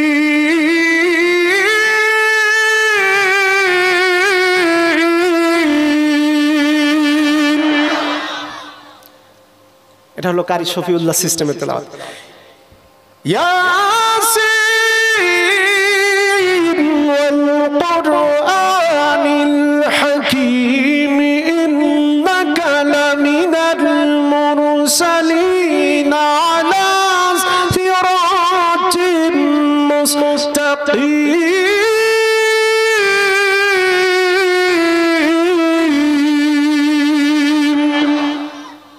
কারি আব্দুল বাসেত, যার কোরআন তেলাওয়াত শুনে শুধুমাত্র ইউরোপিয়ান স্টেটের ভিতরে অসংখ্য মানুষ যার কোরআন তেলাওয়াতের কারণে ইসলাম গ্রহণ করেছিল, তার ভিতরে 13 জন নায়ক আর নায়িকা, পরিচিত বড় বড় নায়ক নায়িকা, তাদের ছবি জঙ্গল বাদ দিয়া শুধুমাত্র তার কণ্ঠের কোরআন তেলাওয়াত শুনে আল্লাহর কোরআনের পথে চলে এসেছে। জোরে বলেন সুবহানাল্লাহ।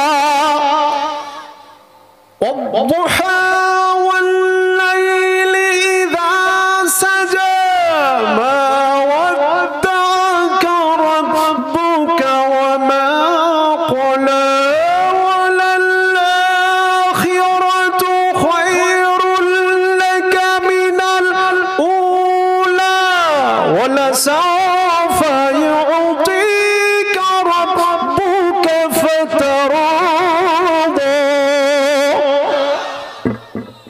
এক রং এক এক সিস্টেম। আমি হয়তো ওরকম পারি না, আগরতলার খাটের তলা তো জীবনে এক হয় না, তারপরও চেষ্টা তো করলাম। খারাপ লাগলো না ভালো লাগলো? তাহলে আল্লাহু আকবার জোরে বলেন আল্লাহু আকবার। আবার কাবা শরীফের আব্দুর রহমান আস-সুদাইস, আলহামদুলিল্লাহি রাব্বিল আলামিন আর রহমানির রহিম মালিকি ইয়াউমিদ্দিন ইয়াকা না'বুদু ওয়া ইয়াকা নাস্তাঈন ইহদিনাস সিরাতাল মুস্তাকিম সিরাতাল লাযীনা আন'আমতা আলাইহিম গায়রিল মাগদুবি আলাইহিম ওয়ালাদ-দাল্লিন।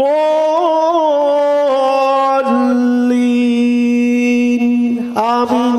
আমার ভাইয়েরা, সুতরাং আল কোরআনের এই বৈচিত্র্য লক্ষ্য করার পরেও ও যুবক ভাইয়েরা, আমার মুরব্বী বাবাজিরা, আমার মায়েরা বোনেরা, এখনো পর্যন্ত যদি আপনার ইসলামের প্রতি ঈমান যদি মজবুত না হয়, আল্লাহর প্রতি যদি আপনি ফিরে না আসেন, দুর্ভাগ্য আপনার আমাদের না। আসুন, 2 নাম্বার জাহান্নামে যাওয়ার কারণ হলো ওয়ালাম নাকুনু নুতইমুল মিসকিন। তারা বলেছে আমরা অসহায়দেরকে খেতে দিতাম না। অসহায় যারা বাড়ির পাশে বৃদ্ধ মানুষ, হতে পারে চাচা, হতে পারে দুঃসম্পর্কের দাদা নানা, হতে পারে আপনার আপন বাপ মা। আছে না মানুষের অনেক সন্তান বিয়ে শাদীর পরে আর বাপ মাকে চেনে? আছে না এরকম? না আপনাদের এলাকায় সব আল্লাহর ওলি আছে? আছে আছে আছে আছে আমার ভাইয়েরা।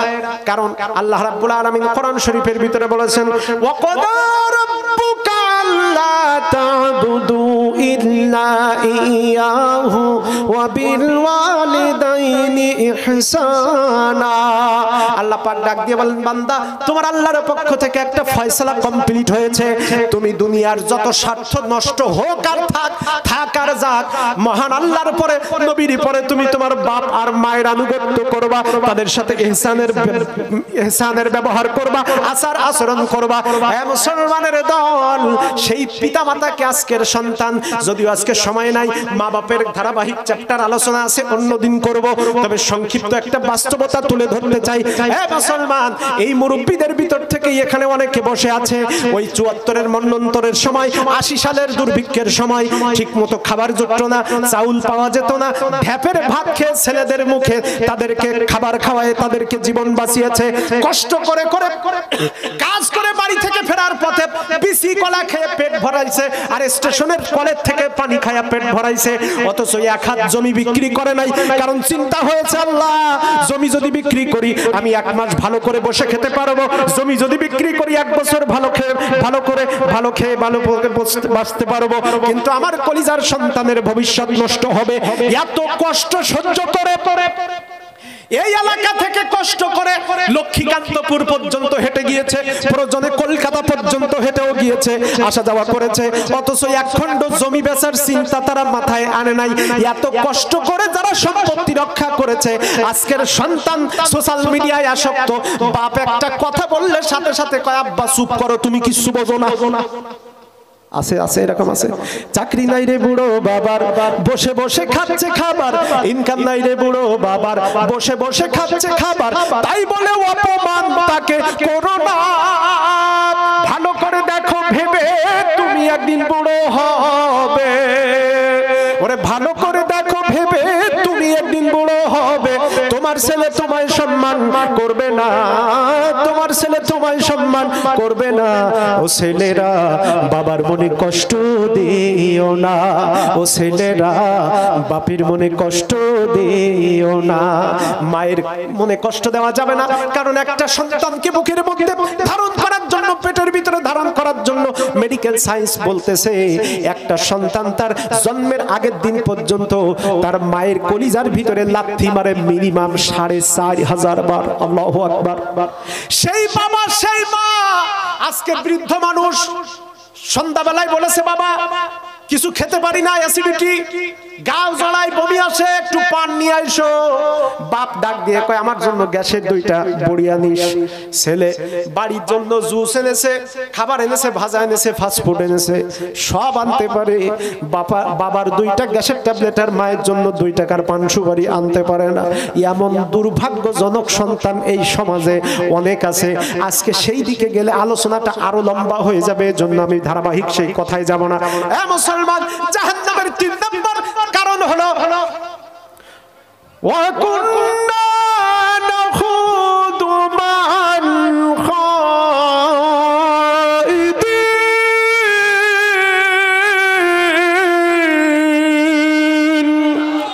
ডাক দিয়া ওরা তখন বলল জান্নাতীরা আমরা জাহান্নামে আসার 3 নম্বর কারণ হলো নাখুদু মা'আল খাইদিন। আমরা আলোচনা মুখস্থ রাখবেন। 1 নম্বর নামাজ পড়ি নাই তাই জাহান্নামে আসছি, মার খাচ্ছি। 2 নম্বর অসহায় যারা ছিল তাদের খেদমত করতাম না। আমাদের পাশে কত গরিব অসহায় মানুষ ছিল, আমার বাড়িতে 5 তলা 10 তলা আমার পোলাও পোরমা বিরিয়ানি প্রত্যেকদিন চলে, আর পাশের বাড়িওয়ালারা লঙ্কা দিয়েও মরিচ পোড়া দিয়েও 2টা ভাত জোটে না, আমি খোঁজ নেই নাই। এই কারণে আপনার জাহান্নামে যাওয়া লাগবে। 3 নম্বরে নাখুদু মা'আল খাইদিন। আমরা 24 ঘন্টা মানুষের অসাক্ষাতে ষড়যন্ত্র করতাম। যারা ষড়যন্ত্র করত দেখেও না দেখার ভান করতাম, অথবা তাদের সাথে সঙ্গ দিতাম। এবার আপনি হিসাব করেন, আপনি মুসলমান চায়ের দোকানে বসেছেন, চায়ের কাপে টান দিয়েছেন, দিয়েই পাশের বাড়ির আক্কাজের ছেলে আর মেয়ে কি করলো তাই 3 বার না বললে আপনার চা হজম হয় না, মশান মারে না। এই কাজগুলো কেন করেন? মহিলারা সবচাইতে বেশি এই ঝামেলার মধ্যে আছে। মায়েদের উদ্দেশ্যে বলি, বোনেদের উদ্দেশ্যে বলি, আপনারা পরচর্চা, পরনিন্দা, গীবত, শিকায়েত থেকে দূরে থাকবেন। মাথার ব্যায়াম ভালো হবে, শান্তিতে থাকতে পারবেন। কিন্তু যতক্ষণ পর্যন্ত শুধু মহিলারা না, পুরুষ নারী সবাই মিলে অপরের ভালো দেখে ঈর্ষান্বিত হয়, এই কারণটাই, এই রোগ থেকে যতক্ষণ একটা মানুষ মুক্ত না হবে ততক্ষণ পর্যন্ত দুনিয়া সে শান্তি পাবে না। চ্যালেঞ্জ, আপনি কাউকে হিংসা করবেন না, দেখবেন আপনার মতো সাদা মনের মানুষ আর কাউকে আপনি দেখবেন না। সুতরাং মানুষ মানুষের ভিতরে, নিজেদের ভিতরে সমন্বয়তা রক্ষা করতে হবে। 4 নম্বর ওয়াকুন্না নুকাযযিবু বিয়াউমিদ্দিন।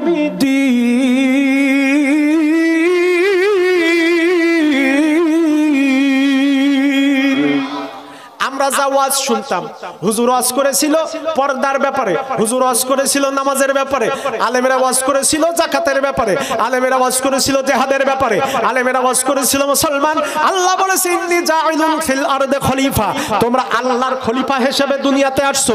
আল্লাহর খেলাফত বাদ দিয়া আমরা দুনিয়াতে অন্ধ মন্ত্রতন্ত্রের পিছনে দৌড়াইছিলাম। আল্লাহর সেই খেলাফত যাতে সমাজে প্রতিষ্ঠিত হয়, এই প্রতিষ্ঠার কাজে আমরা ছিলাম না। আমরা হুজুররা ওয়াজ করতে শুনে মনে করতাম রাজনীতি করেছে, শুনলে মনে করতাম হুজুর টাকার জন্য আসছে, ওয়াজ করে চলে গেছে। কিন্তু কথাগুলো যে দামি ছিল, এই কথাগুলো আমরা কোনোদিন বিশ্বাস করি নাই, এই কারণে জাহান্নামে যাবে। সুতরাং ওই যে এক দাদা আর নাতি, মানে পোতা, এইদিকে পোতা বললে বুঝবে ভালো, তো কাকদ্বীপ এলাকায় ওয়াজ শুনতে গেছে। তো দাদা প্রত্যেকদিন ওয়াজ শুনতে যায়, 60 বছর 80-70 বছর বয়স। ছেলের এসএসসি পরীক্ষা, পোতার এসএসসি পরীক্ষা শেষ হয়ে গেছে। বলতেছে দাদা আমি তো কোনোদিন মাহফিলে যেতে পারিনি, পরীক্ষা হয়েছে, তো আজকে তো পরীক্ষা শেষ হয়ে গেল, চল তোর সাথে আমি জলসা শুনতে যাব। ঠিক আছে চল। দাদা আর পোতা একসাথে ওয়াজ শুনতে গেছে। এখন এই মাঠে আসার আগে মনে করেন মাঝখানে একটা খাল আছে, ছোটখাটো নদী টাইপের, খাল টাইপের, এলাকার গ্রামীণ খাল। তো ওই সন্ধ্যাবেলায় কাদা পার হয়ে ওরা মাহফিল শুনতে আসছে। হুজুর ওয়াজ করে কায়দা মতো যে সতর আলগা করা যাবে না, করলেই কবিরা গুনাহ হবে, আল্লাহ ক্ষমা করবে না, তারপরে কবরে মারবে, কাটবে, ধরবে, অনেক কিছু। এই ওয়াজ যখন করেছে তখন এই পোতা ইয়ং মানুষ তো মনে মনে বলতেছে, আল্লাহ হাঁটুর উপরে কাপড় তুললে আল্লাহ এইরকম পানিশমেন্ট দেবে তা তো জানতাম না। ছোটবেলায় ফুটবল খেলতে গিয়ে বল যতবার পানিতে গেছে ততবার লুঙ্গি মাথায় বেঁধে আমি ঝাঁপাই পড়েছি। ও চিন্তা ভাবনা করতেছে আর জীবনেও আমি হাঁটুর উপরে কাপড় তুলবো না। এই চিন্তা ভাবনা করে ওয়াজ মাথায় বেঁধে দিয়ে দাদা পোতা একসাথে বাড়ি যাচ্ছে। লাইট মারতে মারতে যেই রাত 1টা বাজে নদীর কিনারে, কি বলে ওই যে খালের কিনারে গিয়ে লাইট মারার সাথে সাথে দেখা গেল পুরো খালের এই পাশ থেকে ও পাশ একেবারে টইটুম্বুর পানিতে ভরপুর। দাদা পানি দেখে বলতেছে, এই বেটা লাইট বন্ধ কর। পোতা বলতেছে, কে রে দাদা চিল্লাই লোকে, এখন লাইট বন্ধ করেছে। কয় দাদা কি করবি? কয় কি করবি বোঝো না, চল নদী পাড়ি দেব। এবার খাল পাড়ি দিয়েছে দাদা আর পোতা, 2 হাত দুইজনে ধরে ওপাশে গেছে। যাওয়ার পরে পোতা রাগ ঢাক না করে কৌতূহল বশত লাইট মেরেছে। এখন লাইট মারার পরে যা দেখেছে সেটা তো হিসাব পরের হিসাব। লাইট মারার পরে পোতার চোখ এত বড় বড় আর খালি নিঃশ্বাস টানতেছে, বলতে কি রে তোর কি সমস্যা হইল রে? কয় দাদা আমার দুঃখ। কয় তোর আবার কিসের দুঃখ?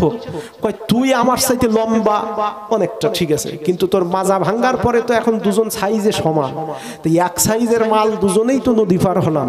তা আমার কাপড় ভিজে হুজুরের ওয়াজ শুনে আমি আমার হাঁটুর উপরে সতর আলগা করব না এই চিন্তা করে আমি একেবারে পাইকারি ধরে পার হলাম। আমার কাপড় হাঁটু ভিজতে ভিজতে একেবারে বর্ডারের ক্রস করার কাছাকাছি, আর তোর একটা সুতো ভিজলো না।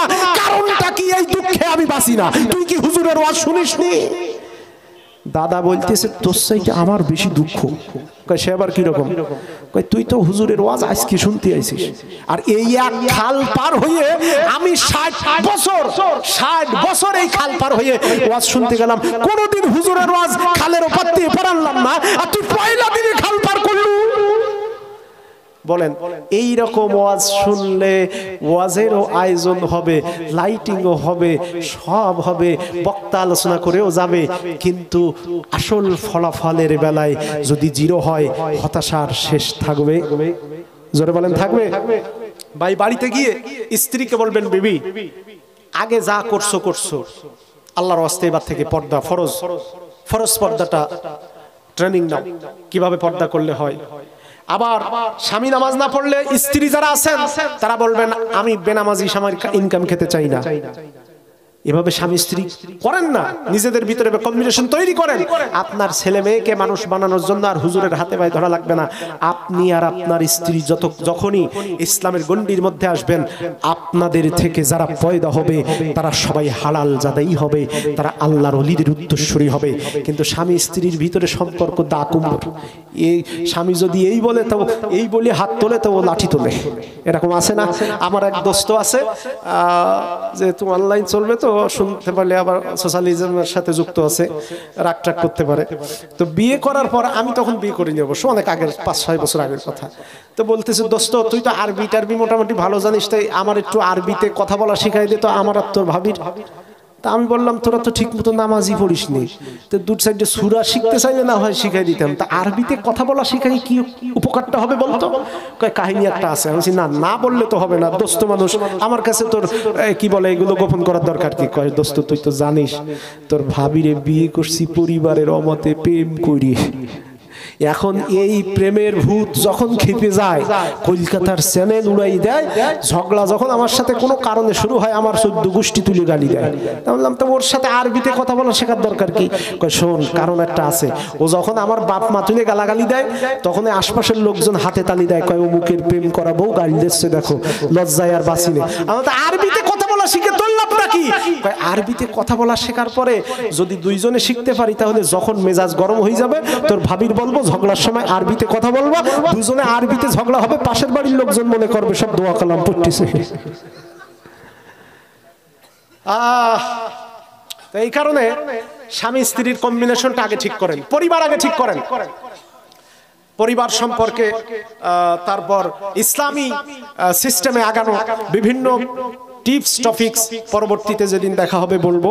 আল্লাহ পাক সকলকে তৌফিক দান করুন। শুধু এইটুকু বলবো, স্বামী স্ত্রীর ভিতর সম্পর্ক ভালো রাখেন। স্ত্রী স্বামীর কাজগুলিকে স্বীকৃতি দিন, স্বামী স্ত্রীর কাজগুলিকে স্বীকৃতি দিন। আবার এটাও ঠিক, শ্বশুর বাড়িতে শাশুড়ি আর বৌমার কম্বিনেশন ভালো না থাকলে স্বামী যতই চেষ্টা করুক হয় না। শাশুড়িদের বলবো, আপনি যেমন একটা মেয়েকে বাড়ি থেকে বের করে আরেক জায়গায় বিয়ে দিয়েছেন, ওটাও যেমন আপনার মেয়ে, সেখানে কষ্ট পেলে আপনার যেমন বুকে ব্যথা লাগে, আপনি এটাকেও আপনার মেয়ে মনে করুন না। আর বৌমাদের বলবো, আমি একতরফা কারোর পক্ষ নিতে রাজি না, বৌমাদের বলবো, তোমার বাবা মা একটু রাগ করলে তুমি যেমন স্বাভাবিকভাবে মেনে নিতে পারো বোন, শ্বশুর শাশুড়ি রাগ করলে বয়স্ক মানুষ, তাদের কষ্টের কারণে এই সংসারে তুমি আসতে পেরেছো, তুমিও সেটা একটু মেনে নাও। কিন্তু সমাজে বাস্তবতা হলো, আমার এক দাদি আছে, দাদির একটা, ও সেই দাদির বাপের বাড়ি আবার হাসনাবাদে, এই যে আপনাদের এলাকায়, পার্শ্ববর্তী এলাকায়। তো এই দাদির একটা ছেলে একটা মেয়ে, তো মেয়েটা আগে বিয়ে দিয়েছে। তো আমারে ডাক দিয়ে বলতেছে, ভাইরে তোর ফুপুর কপাল বিরাট ভালো। তা বললাম, ফুপুর কপাল বিরাট ভালো বলতে কি? কয় তোর ফুপুর যার সাথে বিয়ে দিছি ওই জামাই এত একেবারে আল্লাহর ছাসে গলা। তা বললাম, কাহিনীটা আসল কি? কয় ওই ছেলে তোর ফুপু যা বলে তোর ওই জামাই তাই শোনে, তোর ফুপুর কথায় ওঠে আর বসে, তোর ফুপুর চাঁদ কপাল। তা আমি আবার ছোটবেলা থেকে একটু ওই খুসখুসানি টাইপের ছিলাম, প্রশ্ন করতাম বেশি। তো আমি চিন্তা ভাবনা করলাম যে কিছুদিন পর তো চাচার বিয়ে দিবা, তখন অ্যাকশনটা কি হয় তখন দেখবো। চাচারে বিয়ে করাইছে, গ্রামের সেরা সুন্দরী বউ ঘরে আনলো। মাসখানেক পার হওয়ার পর আমি গিয়ে বললাম, দাদি সংসার এখন কেমন চলতেছে? দাদি বলতেছে, ছেলে বিয়ে করায় আমি জনমের মতো ছাই খাইছি। আমি বলছি, কেন ছাই খাইছো কেন? কয় তোর ওই চাচি, এই ডাইনি বুড়ি যা বলে তোর চাচা তাই শোনে। তাহলে মেয়ে বিয়ে দিয়ে কি বললো? মেয়ে বিয়ে করাই বললো তোর ফুফু যা বলে তোর জামাই তাই শোনে, আমার মেয়ে চাঁদ কপাল গো। আবার ছেলে বিয়ে দেওয়ার পরে আচ্ছা স্বামী স্ত্রীর পার্সোনালিটি একটু থাকতে পারে, তো সেইটা দেখে সে বলতেছে তোর শাশি এমন ডাইনি, তোর শাশি তোর শাশারে তদবির করিয়েছে। সুতরাং এই দ্বিমুখী নীতি পরিহার করতে হবে, ইনসাফ প্রতিষ্ঠিত করতে হবে, নিজেদের নীতি নৈতিকতা পরিবর্তন করতে হবে, তাহলে পরে পরিবারে শান্তি আসবে, সমাজে শান্তি আসবে। বলুন প্রশ্ন জানো কয়টা? আলোচনার মূল পয়েন্ট ছিল জাহান্নামে যাওয়ার মূল কারণগুলি, সেটা আমি আপনাদের মোটামুটি পয়েন্ট আকারে হলেও বলেছি। এইবার ওই 5টা প্রশ্নের জবাব দিয়ে আজকের মতো আমার আবার অনেক জরুরি গুরুত্বপূর্ণ কয়েকটা কাজ আছে, যার কারণে গত রাত তার আগের রাত জাগা, একেবারে পুরা রাত ফজরের নামাজ পড়ে 1-1.5 ঘন্টা ওই ট্রেনে ব্রেনে ঘুম, এ কি আর জীবন চলে? খাওয়ার সময় গতকালকে ওনারা আজকেও গরুর মাংস দিতে গেছে, আমি ভাই দিও না। তো গতকালকে ওরা প্রশ্ন করতেছে, কি আপনি খান না? আপনাদের তো 700 টাকা কেজি। আমি বললাম, ও তো এক গরম, সারা রাত ঘুমাই না 4-5 দিন, এই কটা দিন, এর ভিতরে আবার যদি এই হিট, এমনি শরীর গরম হয়ে রয়েছে, গরম হতে আবার গরম দিলে নিজেই তো গলিয়ে যাও। খুব ফেভারিট জিনিস, কিন্তু খাইতে পারি না। এই দিকে তাকায়, নইলে যদি ইচ্ছা মতো খাই তাহলে এই 2 ঘন্টা সিলাইতে পারতাম না। এমনি কিন্তু অসুস্থ আজকে, তারপরেও 2 ঘন্টা কথা বলেছি। আল্লাহ পাক ত্রুটি বিচ্যুতি বাদে আমাদের সকলকে আমল করার তৌফিক দান করুন, আমিন। এবার বলেন প্রশ্ন জানো কয়টা? জোরে বলে, জোরে হলো না, সবাই মিলে হাতির পোলা। হাতির পোলা কয়টা কইছে? 5টা কইছে। আচ্ছা, 1 নাম্বার প্রশ্ন, খাদিজাতুল কুবরা ডাক দিয়ে বলেন, মক্কাবাসী তোমরা বলেছো মুহাম্মদ বিন আব্দুল্লাহ আমার স্বামীকে বিয়ে করে আমি নাকি জীবনের মতো ঠকে গিয়েছি। ওগো মক্কাবাসী নেতারা, আমার 1 নাম্বার প্রশ্ন হলো, বলো তো দেখি এই মক্কার সবচাইতে বড় নাম করা বংশের নাম কি? যখনই বলেছে নাম করা বংশের নাম কি, সাথে সাথে ওরা বলেছে এই মক্কার সবচাইতে নাম করা বংশ হলো বনু হাশিম, কুরাইশদের শাখা, আর এই শাখার সন্তান হলো মুহাম্মদ বিন আব্দুল্লাহ। জোরে কোন সুবহানাল্লাহ। খাদিজাতুল কুবরা ডাক দিয়ে বলে, মক্কাবাসী তোমরা বলেছো বনু হাশিম বনু কুরাইশের শাখা সবচাইতে শক্তিশালী বংশ, এত বড় বংশের সন্তান যেই মুহাম্মদ, ওই মুহাম্মদকে বিয়ে করে আমি মক্কার সবচাইতে বড় পরিবারের বৌমা হলাম, তাতে কি আমি জিতে গেলাম না ঠকে গেলাম? ওরা বলতেছে, খাদিজা এই জায়গায় তুমি অবশ্যই জিতে গেছো। দেখেন বুদ্ধি কারে বলে। খাদিজাতুল কুবরা ডাক দিয়ে বলে মক্কাবাসী বলো তো 2 নাম্বার প্রশ্ন, তোমাদের দেখা মতে এই মক্কার সবচেয়ে সত্যবাদী ব্যক্তিটির নাম কি? আমাদের ভিতরে সবচেয়ে সত্যবাদী ব্যক্তি একজন, তাকে আমরা বলি হাযা মুহাম্মাদুনা আল আমিন রাদাইনাহু। মুহাম্মদ আমাদের উপরে সবচেয়ে সত্যবাদী ব্যক্তি, আর আমরা তার উপরে সবাই রাজি আছি। জোরে বলেন সুবহানাল্লাহ। 3 নাম্বার প্রশ্ন খাদিজাতুল কুবরা বললেন মক্কাবাসী বলো তো মুহাম্মদ বিন আব্দুল্লাহর বয়স মাত্র 26 বছর, আর আমার 40 পার হয়ে গেছে। এই 40 বছরের পরন্ত যৌবনে 2টা স্বামী আমার আগেই মারা গেছে, আমি একজন বিধবা নারী। মক্কাবাসী এই 40 বছর বয়সে মুহাম্মদ বিন আব্দুল্লাহর মতো একজন চকবকে তরুণ যুবকের সাথে, অবিবাহিত একজন কুমার যুবকের সাথে আমার বিয়ে হলো। এই জায়গায় আমি ঠকলাম না জিতলাম? ওরা বলতেছে তাই তো খাদিজা, তুমি তো এই জায়গায় জিতে গেছো। 4 নাম্বার প্রশ্ন খাদিজাতুল কুবরা ডাক দিলেন, রে মক্কাবাসী বলো তো দেখি এই দুনিয়াতে তোমরা ব্যবসা বাণিজ্য করার জন্য কত রাষ্ট্রে কত জায়গায় গিয়েছো, তোমাদের দেখা মতে সবচেয়ে সুন্দর চেহারার ব্যক্তির নাম কি? ডাক দিয়ে ওরা বলল খাদিজা। আবু লাহাব ডাক দিয়ে কয় খাদিজা আমার ভাতিজা মুহাম্মদ বিন আব্দুল্লাহ 8 বছর বয়সের সময় একদিন বাড়ির বাইরে পাহাড়ের কিনারে বসে খেলা করতেছে। আমি তাকে ডাকতে গিয়েছি, তাকায় দেখলাম সন্ধ্যা হয়ে গিয়েছি, পূর্ণিমার চাঁদ কিরণ দেয়, আর চাঁদের কিরণ আমার ভাতিজা মুহাম্মদ বিন আব্দুল্লাহর চেহারার উপরে লেগে যায়। আমি আমার ভাতিজার চেহারার মুখের দিকে তাকায়া মুহাম্মদ বিন আব্দুল্লাহর মুখের উপরে যখন চাঁদের কিরণ পড়েছে সেই দিকে তাকানোর পরে আমি বুঝতে পারলাম, আমার প্রশ্ন হলো, আমি বললাম চাঁদরে তুই সুন্দর নাকি আমার মুহাম্মদ সুন্দর? আমি এভাবে কয়েকবার প্রশ্ন করার পর আমার অন্তরে সাই গিয়েছে আসমানের পূর্ণিমার চাঁদের চাইতে আমার মুহাম্মদ বিন আব্দুল্লাহ অনেক বেশি সুন্দর। 5 নাম্বার প্রশ্ন খাদিজাতুল কুবরা বলেন মক্কাবাসী শোনো, তোমরা বলেছো আমার স্বামী মুহাম্মদ বিন আব্দুল্লাহ গরীব, টাকা নাই পয়সা নাই। এবার বলো মক্কার সবচাইতে বড় লোক কেডা? কয় খাদিজা সবচাইতে টাকাওয়ালা পয়সাওয়ালা তুমি। খাদিজাতুল কুবরা বলেন মক্কাবাসী রে, আমার কাছে আমার স্বামী মুহাম্মদ বিন আব্দুল্লাহ চাইতে কি বলে, আমার কাছে আমি খাদিজার কাছে টাকা পয়সার চাইতে স্বামী মুহাম্মদ বিন আব্দুল্লাহর মূল্য অনেক বেশি। তোমরা বলেছো মুহাম্মদের টাকা নাই পয়সা নাই, আবার বলছো আমি খাদিজা সবচাইতে ধনী। আমার সম্পত্তি থেকে কোনো লাভ নাই যদি আমার স্বামী মানুষের কাছে ছোট হয়। আমার যত টাকা পয়সা আছে সব টাকা আমার স্বামীর কদমে ফেলে দিলাম। আজকে থেকে আমার স্বামী তোমাদের চাইতে বড় লোক, আর তাকে গরিব বলতে পারবা না। আমার নবীজিকে এবার ডাক দিয়ে আম্মাজান খাদিজাতুল কুবরা বললেন এই সম্পত্তি সব আপনার, আপনি মক্কার সবচাইতে ধনী মানুষ।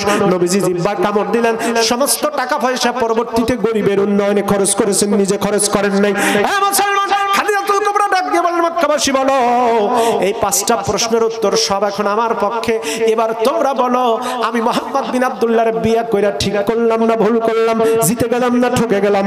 ওরা ডাক দিয়ে কয় খাদিজা আমরা এই রকম চিন্তা তো করি নাই, অবশ্যই মুহাম্মদ বিন আব্দুল্লাহর বিয়ে কইরা তোমাদের জীবনটা, তোমার জীবনটা ধন্য হয়ে গেছে।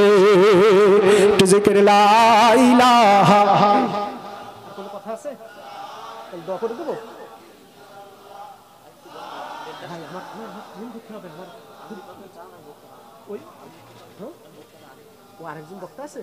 ও মাশাআল্লাহ, তাহলে তাড়াতাড়ি যান। আরো জোরে লা ইলাহা। আমাদের গাড়ি ঠিক আছে? ও গাড়ি রেডি আছে না? আচ্ছা, লা ইলাহা ইল্লাল্লাহ লা ইলাহা। আমার মনের ঘরেতে রেখেছি যারে, দো জাহানের বাদশা নবী কামলিওয়ালা রে, দো জাহানের বাদশা নবী কামলিওয়ালা রে। আমার মনের ঘরেতে রেখেছি যারে, দো জাহানের বাদশা নবী।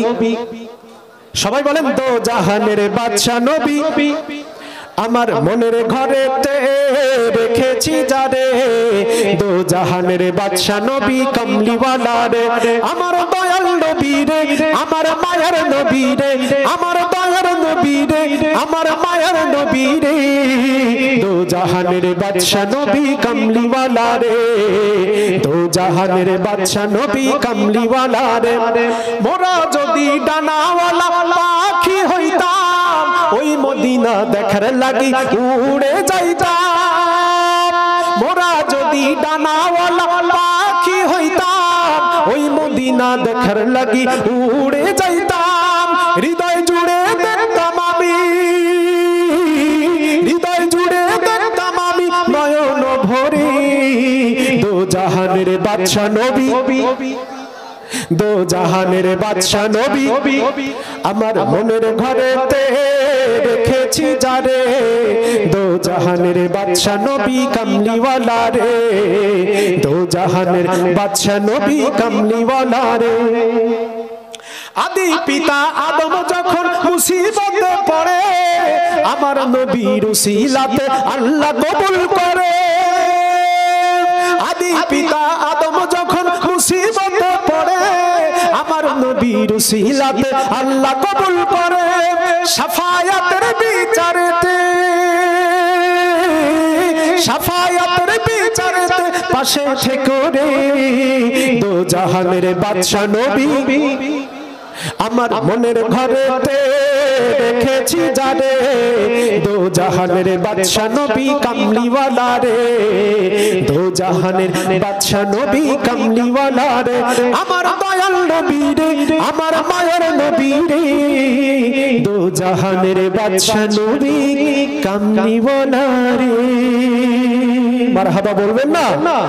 আমার ভাইরা, সম্মানিত হাজিরিন, আমি আজকে আপনাদের এই অঞ্চলে আসার পরে আপনাদের এই আতিথেয়তা, আপনাদের এই আয়োজন দেখে সত্যি আমি খুব অবাক হয়েছি। আপনাদের হৃদয় অনেক বড়, আপনাদের প্রতি মহব্বত ভালোবাসা থাকলো এবং দাওয়াত থাকলো। পরিবেশ তো সবসময় একরকম থাকবে না। আমরা চাই আমরা পার্শ্ববর্তী যারা বন্ধু প্রতিম রাষ্ট্র আছে আমাদের ভিতরে সকল ভেদাভেদ দূর হয়ে যাক, আমরা আবার স্বাভাবিক জীবনযাপনে ফিরি। তাতে করে আমার পক্ষ থেকে দাওয়াত দিয়ে গেলাম, আপনাদের ওই 200 টাকা কেজি গোস্ত অত দিবার পাইবো না, তো ইলিশ মাছ আমার পদ্মা নদীর, এটা মিস হবে না ইনশাআল্লাহ। সুতরাং আমার পক্ষ থেকে দাওয়াত থাকলো। এই মাহফিলে মাদ্রাসা থেকে 2 জন ছাত্র আজকে পাগড়ি নিয়েছেন। এই যে 2 জন ছাত্র পাগড়ি নিল, এটা আপনাদের এলাকার জন্য গর্বের ব্যাপার। এটা গর্ব শুধু না, কোরআনের হাফেজরা যখন কোরআন তেলাওয়াত করে, ওই কোরআনের হাফেজদের তেলাওয়াতের বরকতে আশপাশের কবরগুলির আযাব আল্লাহ মাফ করে দেন। জোরে বলেন। তো আল্লাহর প্রিয় বান্দারা এখান থেকে কোরআনের শিক্ষা নিয়ে বাইরে খেদমতে চলে যান। এই উপমহাদেশে আল্লাহর ওলিদের জন্ম আবার হোক, আবার আমরা সেই আল্লাহর প্রিয় বান্দাদের জন্ম দেখি, তাদের উত্থান দেখি, আবার সেই বিপ্লব দেখি। এটা তো আমাদের সকলের চাওয়া। সেই চাওয়াকে বাস্তব আল্লাহ যেন করার তৌফিক দান করেন। সমস্ত ওলামাদের সুস্বাস্থ্য আল্লাহ দান করুন। সকল মতভেদ দূরে থেকে ইসলামের সাথে একত্রে কাজ করার মন মানসিকতা আল্লাহ তৌফিক দান করুন। পরবর্তী মেহমান যিনি এসেছেন, আমি আলোচনা শেষ করলাম, উনি কথা বলবেন। ওনার আলোচনা শুনে তারপরে দোয়া মোনাজাত করে, দোয়া না করে কেউ যাবেন না। এই ব্যাপারে আপনারা এখানে স্থানীয় যারা বিশেষ করে ওঠা বসা করবেন না, পরিবেশটা নষ্ট করবেন না। দোয়া করে এই চমৎকার আয়োজন, আজকে আসেন কালকে নাও থাকতে পারে, আজকে আপনি আমি বেঁচে আছি কালকে নাও থাকতে পারি। সুতরাং এই চমৎকার আয়োজনের সুন্দর একটা সমাপনী হোক। আমি সম্মানিত মুহতারামের জন্য আমার মাইক ছেড়ে দিলাম। ওয়া আখিরু দাওয়ানা আনিল হামদুলিল্লাহি রাব্বিল আলামিন। ত্রুটি বিচ্যুতি বাদে সকল আমলযোগ্য কথাগুলি স্লিপ অফ টাং হতে পারে, আল্লাহ আমাকে ক্ষমা করুন। আমলযোগ্য কথাগুলি আমল করার তৌফিক দান করুন সবাইকে। আসসালামু আলাইকুম ওয়া রাহমাতুল্লাহ।